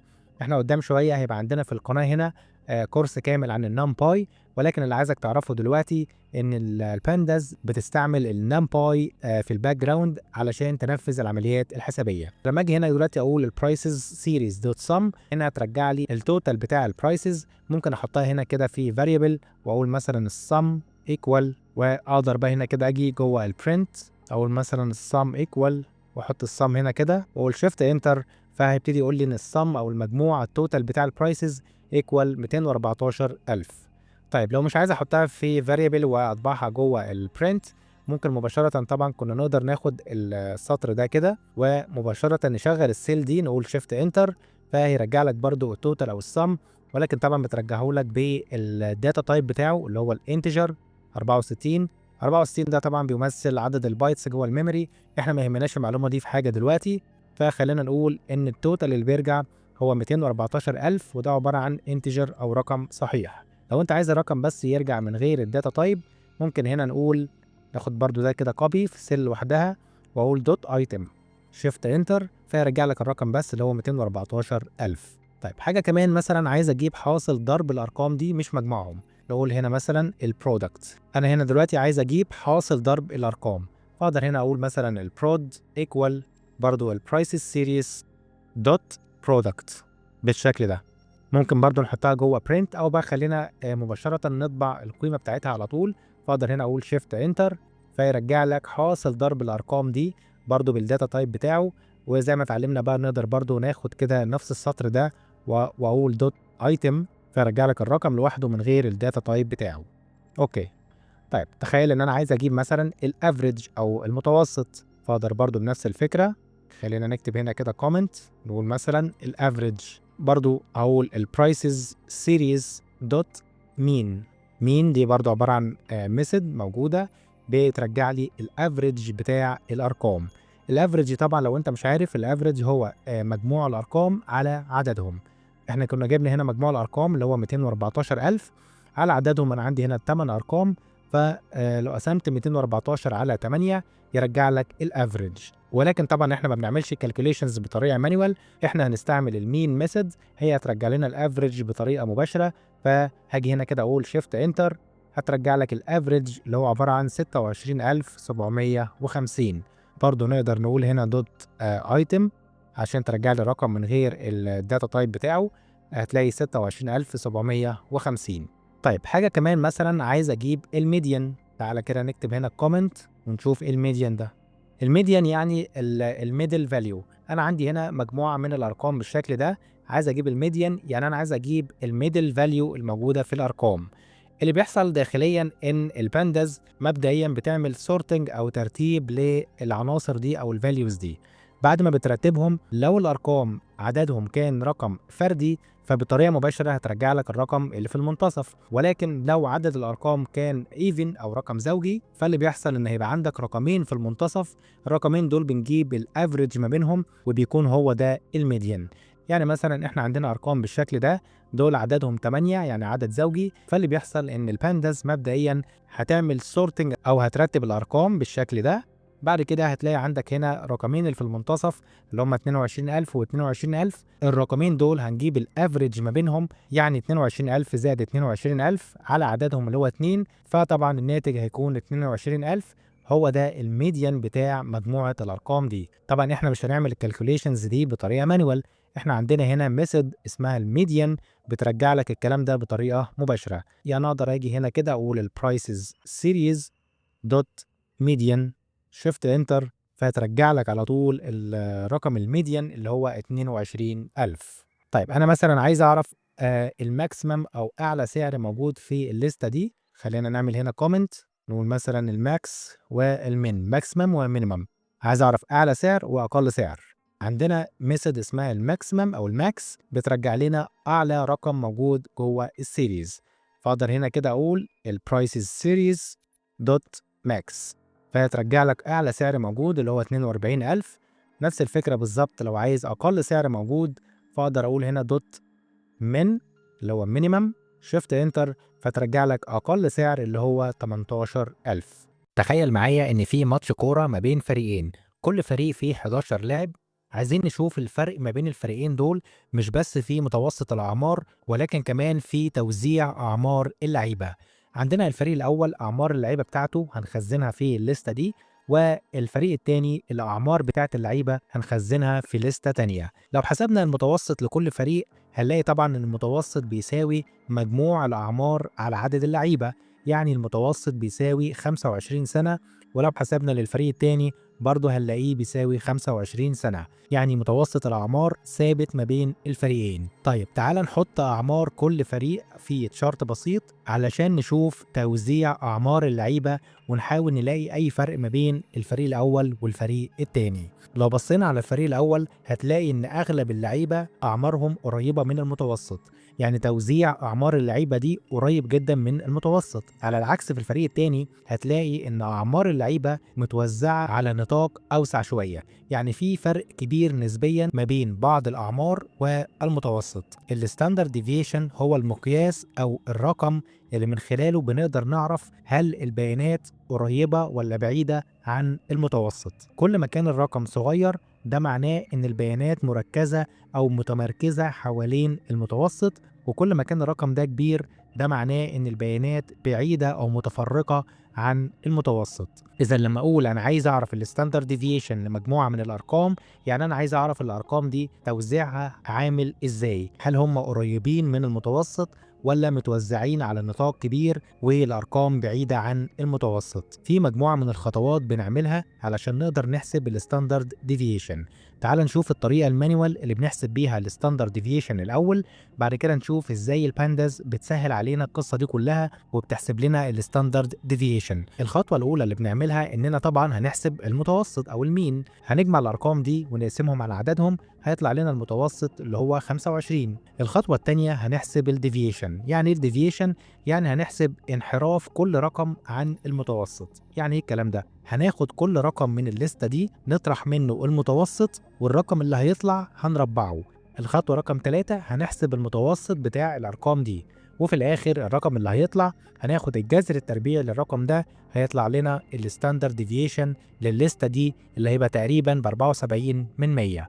لو كررنا نفس العملية للليستة التانية هتلاقي إن الستاندرد ديفيشن هيساوي تقريبا 5.78 من 100. طبعا واضح إن الفريق التاني الستاندرد ديفيشن بتاعه أكبر بكتير جدا من الفريق الأول. طيب تعال نبص على المعادلة الرياضية اللي بتوصف الستاندرد ديفيشن، بحيث لو شفتها في أي مكان تبقى فاهم إن هي دي المعادلة بتاعة الستاندرد ديفيشن. زي ما قلنا إحنا بناخد كل رقم في الليست بنطرح منه المتوسط، وبعدين بنربع الناتج، وبعدين بنجيب المتوسط بتاعهم، يعني هنجمع الأرقام دي ونقسمهم على عددهم، وفي الآخر طبعا بناخد الجذر التربيعي للرقم ده. ممكن تلاقي نفس المعادلة دي في مكان تاني، ولكن هتلاقي بدل ما بنقسم على n اللي هو عدد الأرقام هتلاقيه بيقسم على n ناقص 1. جه منين ناقص 1 ده؟ بدون الدخول في إثبات رياضي مش هيفرق معانا دلوقتي. الفكرة إن الستاندرد ديفيشن فيه نوعين. النوع الأول بنسميه البوبيوليشن ستاندرد ديفيشن. يعني ايه population؟ يعني لو انت عندك مجموعه من الارقام، مثلا 1000 رقم، مليون رقم، 100 مليون رقم، ايا كان عدد الارقام اللي انت بتتعامل معاها، انت لو حسبت الستاندرد ديفيشن على الارقام كلها ده معناه ان انت هنا بتطبق البوبيوليشن ستاندرد ديفيشن. بتجيب الستاندرد ديفيشن بتاع الارقام كلها مهما كان حجمها كبير او صغير. في الحاله دي بنقسم على الان اللي هو عدد الارقام. ولكن في نوع تاني من الستاندرد ديفيشن اسمه السامبل ستاندرد ديفيشن. من اسمه كده انت ما بتجيبش الستاندرد ديفيشن للارقام كلها، ولكن بتاخد سامبل من الارقام وتطلع الستاندرد ديفيشن على السامبل ده بس. فوقتها بنسمي النوع ده سامبل ستاندرد ديفيشن، وفي الحاله دي بنقسم على n-1. طيب تعالى بقى نشوف البانداز ازاي بتساعدنا ان احنا نطلع الستاندرد ديفيشن من غير ما نمشي في المانوال كالكوليشنز اللي احنا عملناها دي. وبالمناسبه باي ديفولت البانداز بتستعمل السامبل ستاندرد ديفيشن، يعني بتقسم على n-1. طبعا هنشوف ازاي نعدل في البيهيفير بتاعها ونخليها تستعمل البوبيوليشن ستاندرد ديفيشن، بحيث نقسم على عدد الارقام كلها، او يعني نطلع الستاندرد ديفيشن لعدد الارقام كلها مش لسامبل او لجزء من الارقام. تعال نروح للجوبيتر لاب ونشوف ازاي نطلع الستاندرد ديفيشن. طيب انا هنا دلوقتي فتحت الجوبيتر لاب، عملت طبعا 2 ليست. الليست الاولى اسمها التيم 1، من خلالها طبعا بخزن اعمار الفريق الاول، والليست الثانيه سميتها تيم 2، بخزن فيها اعمار الفريق الثاني. تعال نشغل السيل دي، هقول شيفت انتر. تعال دلوقتي نحول كل ليست من دول لسيريز علشان نشتغل عليها ونطلع الستاندرد ديفيشن بتاعها. هاجي هنا كده واقول مثلا تيم 1 اندرسكور سيريز ايكوال البي دي. طبعا احنا عاملين امبورت للبانداز، لو خدت بالك هتلاقيني هنا عامل امبورت اوريدي للبانداز. فارجع تاني هنا كده واقول البي دي دوت سيريز وابعت لها الداتا، هقول الداتا ايكوال التيم 1 بالشكل ده. تعالى كده نطبعها، نقول التيم 1 سيريز، هي دي السيريز بتاع الفريق الاول او اعمار الفريق الاول.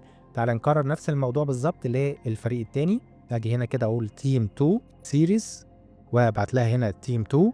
بعد كده برضو اجي اطبعها كده شيفت انتر، هتلاقي بالفعل طبعت لنا اعمار الفريق الثاني. فبقى عندي دلوقتي التيم 1 سيريز والتيم 2 سيريز. تعال نشتغل الاول على التيم 1 سيريز، نطلع الستاندرد ديفيشن بتاع الارقام دي. هاجي هنا كده في السيل دي تيم 1 اندرسكور سيريز دوت، عندنا ميثود جاهزه اسمها الاس تي دي او الستاندرد ديفيشن. تعالى دلوقتي نعمل شيفت انتر، هتلاقيها مباشره طلعت لنا الستاندرد ديفيشن لاعمار الفريق الاول اللي هو تقريبا 77%. وهي ما تنساش زي ما قلت لك ان باي ديفولت البانداز بتعتمد او بتستعمل السامبل ستاندرد ديفيشن.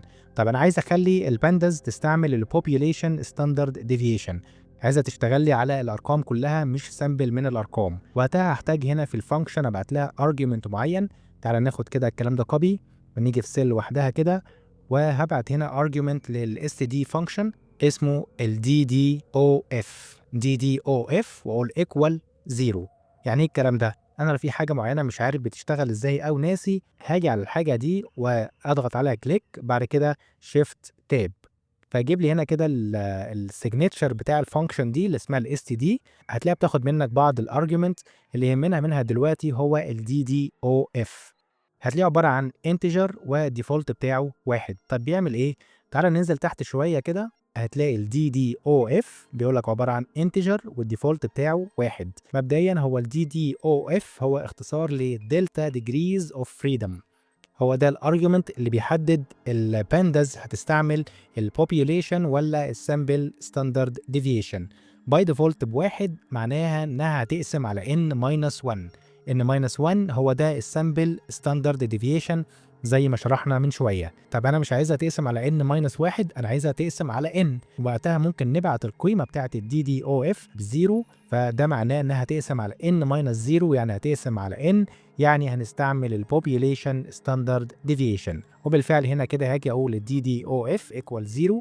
لو جيت دلوقتي شغلت قلت شيفت انتر، هتلاقيها طلعت لنا نفس الرقم تقريبا اللي احنا حسبناها مع بعض بطريقه مانوال، اللي هو تقريبا 74%. تعال نطبق نفس الكلام على التيم 2، فاخد ده كده كوبي واقول تيم 2، التيم 2 سيريز دوت ستاندرد ديفيشن، خلينا الديفولت 1 اللي هي السامبل ستاندرد ديفيشن.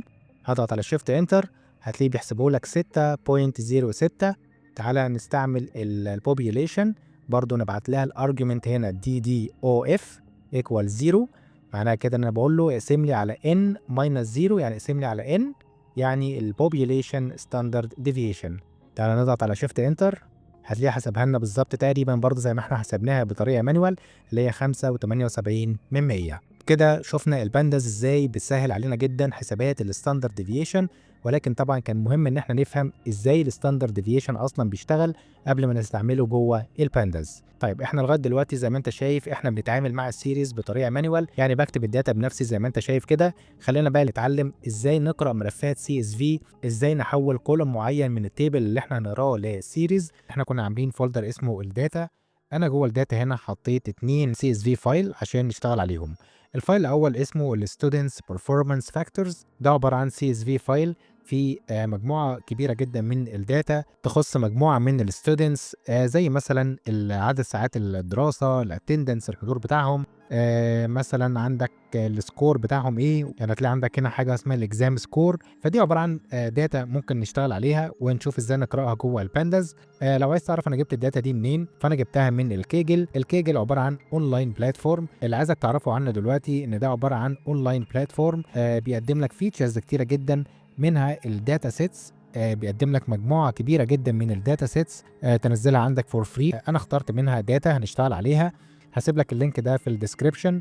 اول ما تفتح اللينك ده ممكن تيجي هنا كده على داونلود وتضغط على داونلود، فينزلك الفايل سي اس في فايل، وتروح في ملفات المشروع بتاعك تحط الفايل، سواء كان هتحطه هنا كده في الروت فولدر، او تعمل فولدر زي ما احنا عاملين كده اللي هو الداتا فولدر وتحط جواه الفايل بتاعك. خلينا نشتغل على الفايل ده ونشوف ازاي نعمل قراءة للفايل ده جوه البانداز. فتعالى نقفل الفايل ده ونرجع تاني كده لملفات المشروع بتاعنا. انا عملت فايل جديد او نوت بوك جديد اسمه reading csv فايل، ده عبارة عن نوت بوك فاضي، مجرد بس عامل امبورت للبانداز. تعالى كده نصغر الكلام ده شوية، او ممكن نقفل التابة دي مش محتاجينها. تعالى بقى هنا نشوف ازاي نقرأ ملف السي اس في. خلينا نحول كده السيل دي لمارك داون، هضغط على اسكيب عشان ادخل على الكوماند مود، بعد كده ام عشان احولها للمارك داون، ونكتب هنا كده كومنت نقول reading csv files.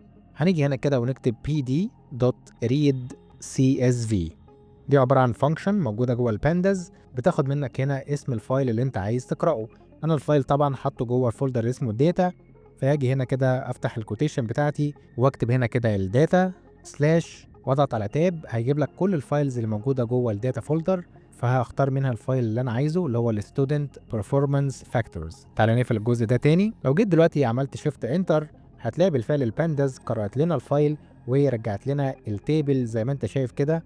طبعا ده تيبل كبير جدا فيه 6606 رو، وطبعا دي كل الكولومز اللي احنا شفناها مع بعض من شويه. الملحوظه المهمه جدا اللي عايزك تعرفها دلوقتي ان ريد سي اس في فانكشن بترجع لك داتا فريم. احنا طبعا لسه ما شرحناش مع بعض الداتا فريم، احنا لغايه دلوقتي بنتعامل مع سيريز. تعالى مثلا ناخد نفس الكوماند ده في سيل تانية كده، واقول مثلا a equal، بعد كده اضغط على شيفت انتر، فكده الفايل ده متخزن جوه فاريبل اسمه ايه. اقدر استعمل البيلت ان فانكشن بتاعه البايثون اسمها تايب، وابعت لها هنا الايه، بعد كده اضغط على شيفت انتر، هتلاقي هنا بيقول لك ان الداتا تايب عباره عن داتا فريم. طيب تخيل مثلا دلوقتي انا الفايل ده زي ما انت شايف كده فيه اكتر من 6000 ريكورد. انا دلوقتي مثلا مش عايز البانداز تقرا لي الفايل كامل او تقرا لي ال 6000 ريكورد كلهم، انا عايز اقول للبانداز وانت بتقرا الفايل ده ما تقراش ال 6000 ريكورد كلهم، ولكن اقرا لي مثلا اول 500 ريكورد بس. ازاي اعمل الكلام ده؟ تعالى هنا كده ناخد نفس الكوماند ده كده كوبي، وهنا كده قبل ما اضغط على شيفت انتر بعد اسم الفايل حدد هنا عدد الروز اللي انا عايز اقراها، فهاجي هنا اقول ان روز ايكوال واحدد هنا رقم معين وليكن مثلا 500. لو عملت شيفت انتر هتلاقيه بيرجع لك اول 500 ريكورد بس، ما بيرجعلكش الفايل كامل. انا ممكن برضو احدد الكولومز اللي انا عايز اقراها من الفايل. تعالى ناخد برضو نفس الكوماند ده كوبي ونروح لسيل تانية، وزي ما هنا بحدد النمبر اوف روز او عدد الروز اللي انا عايزها ترجع لي من الفايل، ممكن هنا برضو نعمل كوما ونحدد الكولومز اللي احنا عايزين نقراها من الفايلز. فهاجي هنا واقول يوز كولز، دي عباره عن ليست، احدد هنا اسماء الكولومز اللي انا عايز اقراها.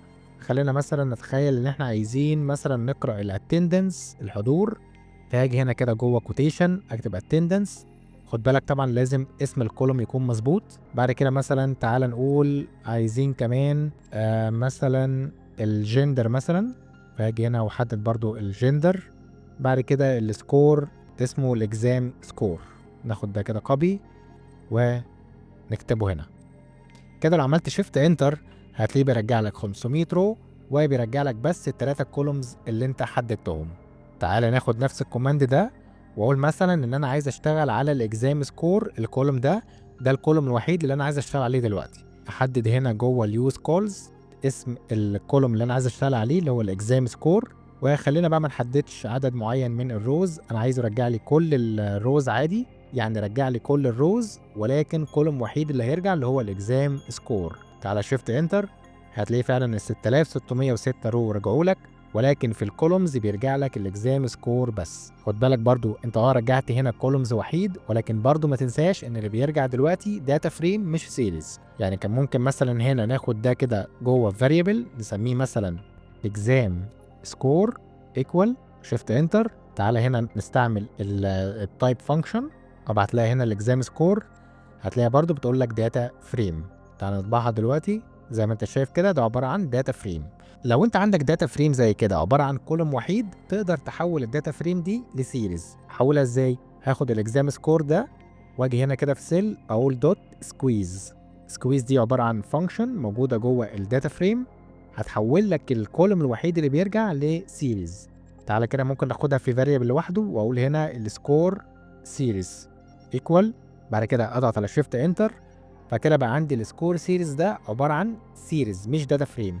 ممكن نتاكد نستعمل برضو التايب فانكشن وابعت لها هنا السكور سيريز، الداتا تايب بتاعه سيريز. نقدر برضو نطبع السيريز دي دلوقتي كده، هتلاقي بالفعل بيطبع لك السيريز كامله. نقدر بقى طبعا نستعمل اي فانكشن ونطبقها على السيريز دي. ممكن مثلا هنا نقول السكور سيريز دوت كاونت، يرجع لك مجموع السكورز بتاعت كل الستودنتس الموجوده عندي. شيفت انتر، فهتلاقي دلوقتي برجع لك السكورز بتاعهم كله اللي هو 6607.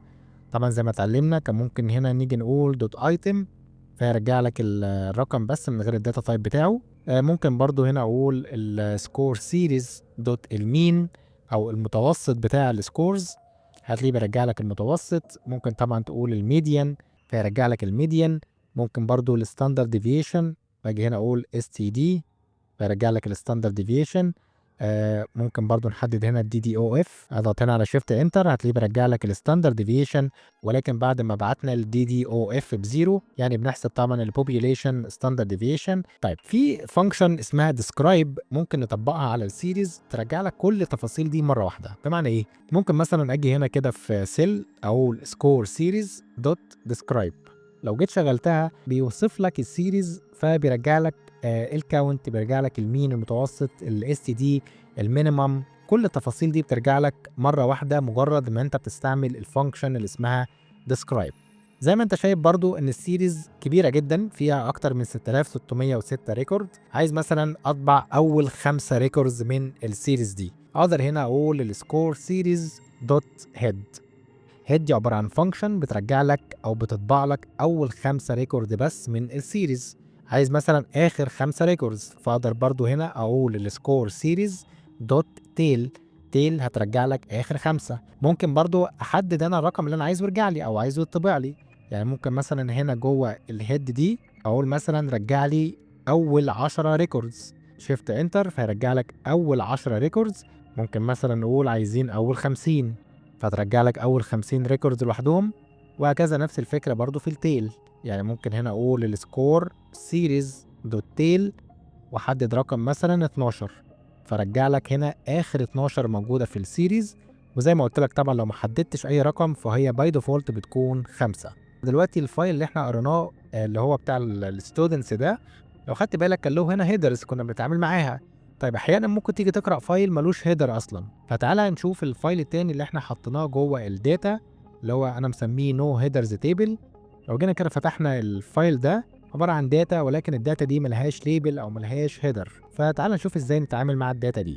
تعالى نقفل كده الكلام ده ونقفل الفايل ده وننزل هنا كده. ممكن نقرا هنا فايل جديد نسميه مثلا no header table equal all pd.read csv، واحدد هنا الفايل بتاعي موجود جوه الفولدر اسمه الداتا. اضغط على تاب كده واختار هنا الفايل اللي هو اسمه no headers table. التيبل ده زي ما احنا شفنا من شويه ملوش هيدر. تعالى كده نجرب نقرا الفايل ده. لو ضغطت على شيفت انتر طبعا محتاجين نطبع نو هيدر تيبل هنا عشان يعرض لنا التيبل. الفايل ده طبعا ملوش هيدر، ولكن لما جه يقرا الفايل خد اول ريكورد عندي او اول رو اعتبرها هي الهيدر. هتلاقي عاملها لك كده بولد، فاعتبر ان اول رو موجوده في التيبل هي دي الهيدر بتاع التيبل، وده طبعا غلط. اما التيبل ده ملوش هيدر، فانا لازم اعرف البانداز ان التيبل ده ملوش هيدر، بحيث ما ياخدليش اول ريكورد او اول رو ويتعامل معايا كانه هو الهيدر بتاع التيبل. طيب اعمل الكلام ده ازاي؟ تعال ناخد كده الكوماند ده كوبي، ونيجي هنا جوه السيل دي، وانا بقرا الفايل ده هاجي هنا بعد اسم الفايل هكتب كوما، هاجي هنا واكتب الهيدر ايكوال نون، يعني الفايل ده ملوش هيدر. لو ضغطت دلوقتي على شيفت انتر بالفعل هتلاقيه ما اخدش اول رو عمله لي هيدر، ولكن عمل لك باي ديفولت كده هيدر 0 1 2 3 4 5. طيب هل ممكن انا كاستمايز او احط اسماء الهيدر دي؟ طبعا. تعال ناخد الكوماند ده كوبي ونروح لسيل جديده، وبعد ما حددت هنا ان الهيدر مش موجود او الفايل ده ملوش هيدر، اقدر هنا اضغط على كوما واحدد هنا النيمز، بحيث احدد هنا اسماء الهيدرز اللي انا عايزها. فممكن مثلا نقول ان اول كولوم ده نسميه مثلا الاي دي، بعد كده مثلا تاني كولوم نسميه مثلا الديت، وتالت كولوم نسميه مثلا النيم، اي اسم زي ما انت عايز يعني. الرابع عندي ممكن هنا نسميه التايب، بعد كده مثلا نقول هنا يونتس، واخر حاجه نقول مثلا البرايس. شيفت انتر هتلاقيه بالفعل هنا دلوقتي حدد لك اسماء الهيدرز زي ما انت محددها بالظبط. طيب تعالى مثلا نحدد دلوقتي كولوم معين نشتغل عليه من الفايل ده، وليكن مثلا هنشتغل على الاكزام سكور الكولوم ده. فتعالى كده ناخد نفس الكوماند ده ونروح هنا لسيل تانية، وهنا كده بعد ما بحدد اسم الفايل هكتب كوما واحدد هنا الكولومز اللي انا محتاج اشتغل عليها. انا محتاج اشتغل على كولوم واحد بس، فطبعا عن طريق اليوز كولز. بعد كده هنا جوه الليست بحدد اسم الكولوم بتاعي اللي ناخده كده نفس الاسم بالظبط exam underscore score، وممكن نخلي الفاريبل ده نسميه scores. لغايه هنا كده لو شغلت السكورز دي هتكون برضو داتا فريم. طب انا عايز احولها للسيريز، هنيجي هنا ونكتب دوت سكويز، هتاخد الكولوم الوحيد اللي انت عايز تشتغل عليه من التيبل ده وتحوله لك لسيريز. تعال نضغط على شيفت انتر. دلوقتي لو جينا طبعنا السكورز هتلاقي السكورز دي عباره عن سيريز. طيب تخيل مثلا ان انا عايز اتشيك السيريز دي، اتاكد اذا كانت فاليو معينه موجوده في السيريز ولا لا. ممكن هنا كده اجي في سيل اقول انا مثلا عايز اتشيك الفاليو مثلا 101، انا عايز اشوف 101 دي موجوده في السيريز ولا لا. فاقدر اكتب هنا كده الفاليو اللي هي 101، بعد كده اقول هنا ان واحدد السيريز بتاعتي اللي هي اسمها سكورز. فهنا كده بقول 101 ان سكورز، لو موجوده هيترجع لي ترو، ولو مش موجوده هترجع لي فولس. فتعال نشغل كده السيل دي، هتلاقي هنا برجعت لنا ترو، بما يعني ان 101 موجوده في السكورز. طب موجوده فين؟ موجوده في الاندكس ولا موجوده في الفاليو؟ طالما انت هنا ما حددتش الاندكس او الفاليوز، فهو بيتشيك الاثنين، بيتشيك الاندكس وبيتشيك الفاليو. لو لقاها في الاندكس تمام، لو لقاها في الفاليو تمام.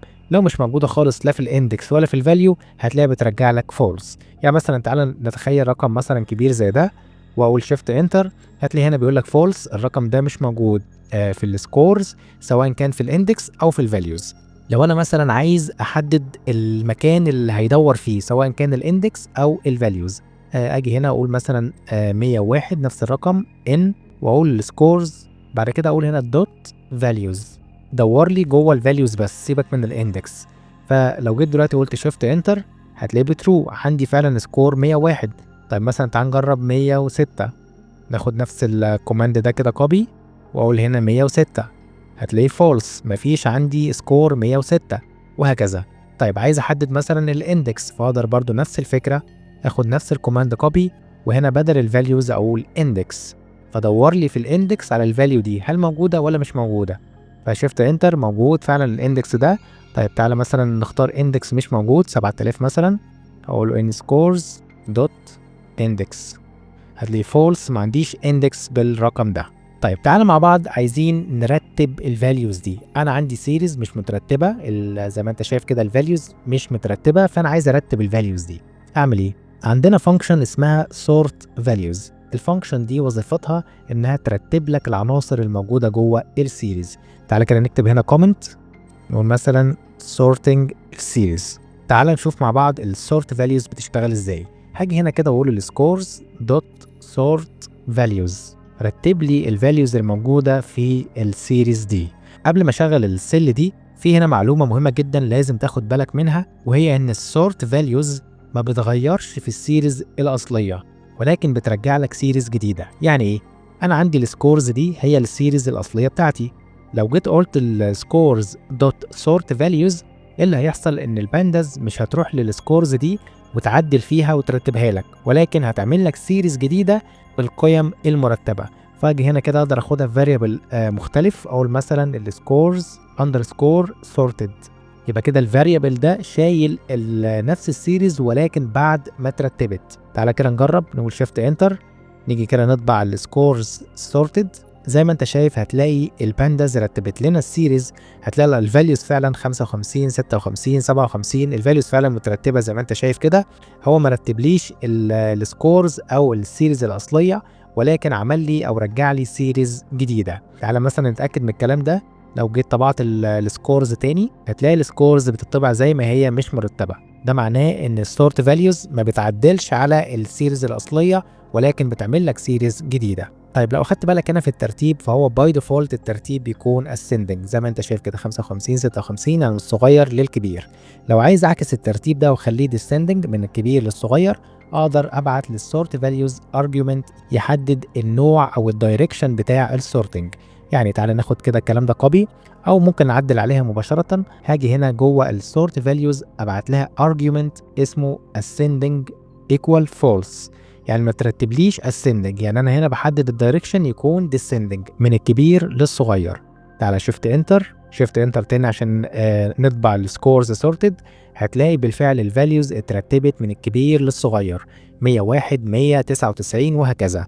طيب تخيل لو انا عايز ارتب السيريز على حسب الاندكس مش الفاليوز. انا هنا كنت بقول سورت فاليوز، يعني انا برتب الفاليوز القيم نفسها. طب انا عايز ارتب الاندكس، فعندي فانكشن تانية اسمها سورت اندكس. فنيجي هنا كده في سيل لوحدها واقول scores دوت sort index، نفس الكلام هترتب لي السيريز ولكن بناء على الاندكس. برضو رتبت لي من الصغير للكبير ولكن الاندكس 0 1 2 3 4 وهكذا. طيب انا عايز اعكس الترتيب اخليه descending، برضو ممكن ابعت هنا للسورت اندكس argument اسمه الاسcending equal false. لو شغلت هتلاقي المره دي رتب لي طبعا الاندكس بتاع السيريز ولكن من الكبير للصغير descending. فعلى اندكس طبعا موجود هو 6606، بعد كده رقم الاندكس بيقل زي ما انت شايف. هي دي الطريقه اللي بنعمل بيها السورتنج للسيريز، سواء كان بنرتب الفاليوز او بنرتب الاندكس. طيب حاجه كمان محتاجين نتعلمها مع بعض، وهي ازاي ندور على فاليو معينه موجوده جوه السيريز. عندنا حاجة مهمة جدا اسمها الاي لوك او الانتجر لوكيشن. تعال نشوف مع بعض ايه هو الانتجر لوكيشن. خليني كده جوه السيل دي احولها لمارك داون واكتب كومنت كده بسيط. طيب تعال نشوف بقى ايه الاي لوك ده. الاي لوك ده او الانتجر لوكيشن ده عبارة عن طريقة بنقدر من خلالها ندور على فاليو معينة او نرجع فاليو معينة من السيريز بناء على رقم الاندكس بتاعها. يعني مثلا ايه؟ انا مثلا عايز اقول له رجع لي الفاليو اللي موجوده في السيريز اللي الاندكس بتاعها مثلا رقمه 3 او رقمه 4. تعال نشوف الكلام ده. هاجي هنا مثلا اقول السكورز دوت اي لوك، بعد كده افتح البراكتس بتاعتي واحدد هنا رقم الاندكس اللي انا عايز ارجع الفاليو بتاعته. مثلا رجع لي الفاليو اللي موجوده في اول اندكس اللي هو الزيرو. فهاجي هنا كده واقول شيفت انتر، هتلاقيه بالفعل رجع لي اول قيمه اللي هي 67. طبعا بيرجعها لك بالداتا تايب بتاعها اللي هو الانتجر.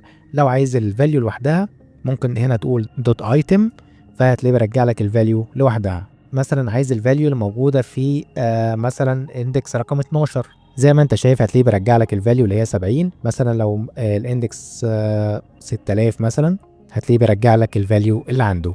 طيب هو انا لازم هنا ابعت اندكس واحد بس اجيب الفاليو بتاعته؟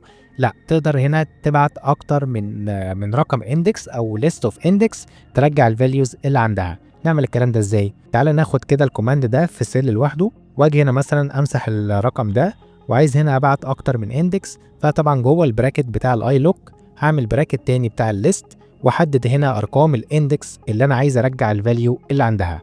هقول مثلا عايز الفاليو اللي عند الاندكس رقم 12 ومثلا رقم 900 ومثلا 3400. شفت انتر، هتلاقيه فعلا بيرجع لك الفاليو اللي عند الاندكس رقم 12 اللي هي 70، والفاليو اللي عند الاندكس رقم 900 اللي هي برضه 70، و 3471. طبعا هي صدفة ان 12 و900 نفس الرقم.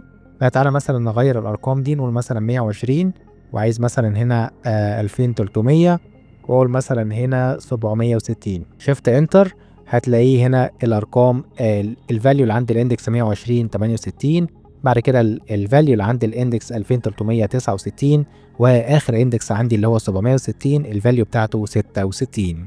طيب اقدر برضو احدد رينج معين للفاليوز اللي انا عايزها ترجع. يعني ايه؟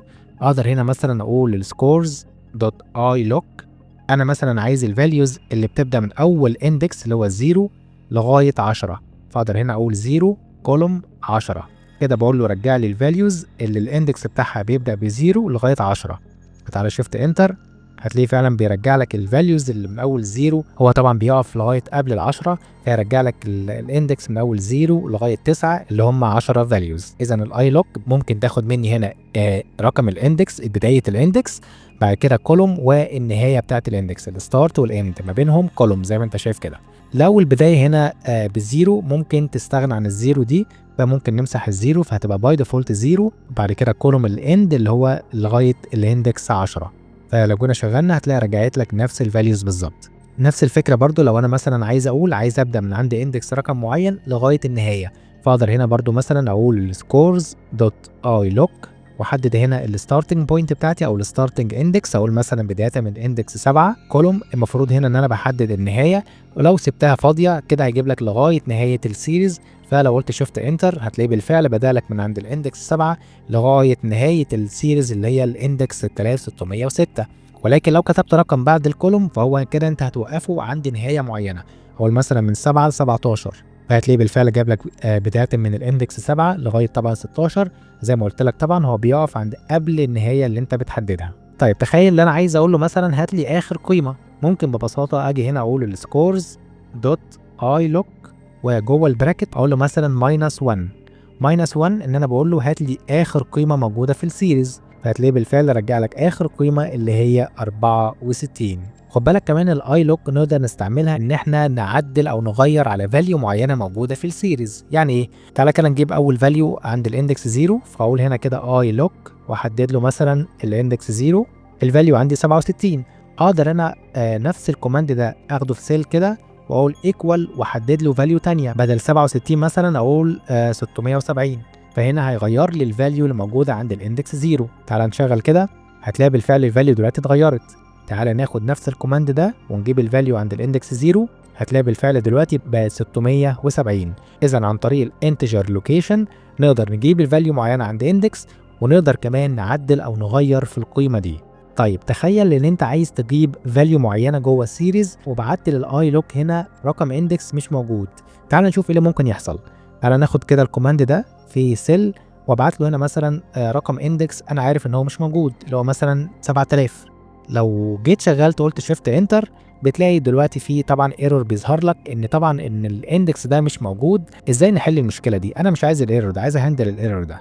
عندنا فانكشن اسمها الجيت، هي تقريبا بتشتغل بنفس طريقه الاي لوك، ولكن الجيت عندها ميزه مهمه جدا، عندها ديفولت فاليو. لو الفاليو اللي انت بتدور عليها مش موجوده، فبترجع لك ديفولت فاليو علشان نتجنب الخطا او الايرور اللي ممكن يظهر لك بالشكل ده. يعني ايه الكلام ده؟ هاجي هنا مثلا كده في سيل ثانيه، واقول هنا السكورز دوت جيت، واقدر هنا برضو احدد الرقم الاندكس اللي انا عايز اجيب الفاليو عنده. عايز اجيب مثلا الفاليو عند الاندكس 0، نفس الفكره بالظبط، هتلاقيها بترجع لك 670. اقدر برضو احدد اكتر من اندكس. تعال ناخد الكلام ده كوبي، وبدل هنا قيمه واحده اعمل كده ليست احدد فيها مثلا ارقام الاندكس اللي انا عايزها، اقول مثلا 12 و14 و16. هتلاقي بترجع لك الفاليوز اللي عند الاندكس 12 و14 و16. طيب ايه هنا بقى الميزه؟ تعال نجرب نبعت لها الاندكس الرقم 7000. فاجي هنا كده اقول سكورز دوت جيت، وبعت لها رقم اندكس 7000. هنا بقى ايه؟ مش هتلاقي ايرور بيظهر. هي طبعا ما رجعتش اي حاجه، ولكن في نفس الوقت او اللي يهمنا انها ما رجعت لناش ايرور. طيب انا عايز احدد ديفولت فاليو، بحيث لو الفاليو اللي انا بدور عليها عند رقم اندكس معين مش موجوده، ترجع لي الديفولت فاليو دي. اعمل الكلام ده ازاي؟ بعد ما بنحدد رقم الاندكس بتاعنا، اجي هنا كده اقول كوما واقول default واحدد هنا value معينه، حاجه معينه ترجع لي في حاله ان انا ما لقيتش الفاليو اللي عند الاندكس اللي انا بدور عليه. مثلا هنا ممكن نقول value not found مثلا، فبدل ايرور لا هترجع لك الفاليو not found. تعالى كده شيفت انتر هتلاقي بالفعل بترجع لك الفاليو not found، ما رجعتلاش بقى الايرور بتاع الاي لوك ده. خد بالك برضو هتشتغل لو انت كنت باعت اكتر من اندكس وفي منهم اندكس مش موجود. يعني بدل هنا ما كنت بقول 7000 اقدر هنا مثلا احدد ليست، اقول مثلا الاندكس 0 و1 و7000. انا عارف ان الاندكس 0 واندكس 1 الاثنين موجودين، ولكن 7000 مش موجود. فلو جيت شغلت برضو هترجع لك ان الفاليو نوت فاوند، او ممكن انت تعدل بقى طبعا في القيمه ديت، بدل فاليو نوت فاوند تقول مثلا one of the values not found، بحيث انت عندك اكتر من فاليو في واحده منهم بس هي اللي مش موجوده، فتبقى الايرور مسج يكون اوضح. ولكن انت فهمت الفكره خلاص. تعالى كده نجرب نبعت هنا اندكس اوريدي موجود عشان نتاكد انها ترجع لنا الفاليوز ومش هترجع لنا الديفولت فاليو دي. فاقول مثلا 0 1 2. تعالى نشغل دلوقتي هتلاقي بترجع لك فعلا الفاليوز عند الاندكس اللي انت حددته طالما موجود. طيب تخيل معايا دلوقتي لو كان عندك سيريز الاندكس بتاعها عباره عن تكست مش نمبر. في الحاله ديت اعمل ايه لو انا عايز ادور على فاليو معينه؟ لو الاندكس عندك تكست ففي الحاله دي ما تقدرش تستعمل الاي لوك، ولكن عندنا حاجه شبيهه لها اسمها اللوك او اللوكيشن. اللوكيشن بتاخد منك ليبل معين او تكست معين ترجع لك الفاليو اللي عنده. يعني ايه؟ تعالى كده هنا في السيل دي هعمل كده سيريز، بعت لها هنا الداتا كده عباره عن ارقام 1 2 4 5 6 7، وحددت هنا الاندكس بتاع كل فاليو A B C D لغايه F. تعالى كده نشغل الكلام ده هتلاقي عملت لنا سيريز عباره عن مجموعه من الفاليوز، وكل فاليو لها اندكس معين عباره عن تكست مش نمبر. تعالى كده ناخد الكلام ده في فاريبل هنسميه مثلا ديمو او تيست اي حاجه. نيجي نطبع الديمو ده هتلاقي السيريز اتطبعت لنا. اقدر هنا كده اقول الديمو دوت لوك. خد بالك لوك مش اي لوك. المره دي بقى هبعت هنا كلمه مش رقم، فاقدر هنا كده ما بين الكوتيشن اقول مثلا عايز الفاليو عند الاندكس دي. شيفت انتر هتلاقي رجعت لك الفاليو عند الاندكس دي اللي هي 5. هنقول مثلا A هتلاقيها رجعت لك اللي هو 1 وهكذا. طيب لو بعت مثلا اندكس مش موجود وليكن مثلا Q، طبعا هتلاقي الايرور بيرجع لك هنا ما عندكش اصلا اندكس اسمه Q. طيب نقدر نستعمل الجيت ميثود، نقدر نستعمل الجيت ميثود بالشكل ده. في الحاله دي طبعا الايرور مش هيرجع، واقدر هنا احدد الديفولت فاليو برضه اقول نو داتا فاوند، فهتلاقي رجعت لك نو داتا فاوند علشان ما عندكش طبعا اندكس اسمه كيو.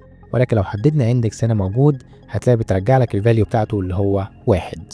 طيب خلينا قبل ما نقفل الفيديو تخيل مثلا يعني خلينا نرجع للسيريز بتاعتنا تاني، السيريز الكبيره دي بتاعت السكورز. انا مثلا عايز اعرف كل سكور منهم اتكرر كم مره. يعني مثلا كام واحد اخد مثلا سكور 100، كام واحد اخد سكور مثلا 70 وهكذا. عندنا فانكشن اسمها value counts. تعال نشوف الفاليو كاونتس دي بتشتغل ازاي. هاجي هنا كده السيل دي ممكن كده نكتب كومنت نقول value counts. طيب انا عندي السيريز اسمها السكورز، اقدر هنا اقول دوت value counts. دي عباره عن فانكشن لو شغلتها هتلاقي زي ما انت شايف كده بترجع لك كل فاليو عندك اتكررت كام مره بالظبط. بمعنى ايه؟ يعني مثلا الفاليو اللي هي 68 اتكررت 759، يعني عندك 759 طالب اخد سكور 68، وعندك 751 طالب اخد سكور 66 وهكذا. ولو خدت بالك هتلاقيها بترتب لك هنا الكاونتس دي descending by default، فهتلاقي اعلى هنا اعلى كاونت موجود اللي هو 759، بعد كده بنقل بالكاونت 751، بعد كده 716 وهكذا لغايه 1. طبعا برضو نقدر نغير الترتيب بتاع الكاونتس ده عن طريق طبعا هنا ان انا اجي اقول الاسندنج اقول true. لو عملت شيفت انتر المره دي هتلاقيه عكس لك الكاونتس، هيبدا لك برقم 1. هنا كده معناه ان 670. خد بالك طبعا الرقم الاساسي كان 67، لكن احنا عدلنا الرقم ده، عدلنا السكور ده خليناه 670. فطبعا هنا بيقول لك ان السكور اللي هو 670 اتكرر مره واحده بس، السكور 85 اتكرر مره واحده بس، وهكذا بقى الكاونتس طبعا بيفضل يزيد معاك. يعني مثلا هنا 92 اتكرر مرتين، وهتفضل بقى تنزل كده لغايه ما تلاقي ان 68 اتكرر 759 مره. طبعا المعلومات دي بتكون مفيده جدا في الداتا اناليسيز زي ما هنشوف مع بعض طبعا في الامثله العمليه اللي هنعملها مع بعض الفيديوهات اللي جايه. فخلونا نقف لغايه هنا ونكمل مع بعض الفيديو الجاي.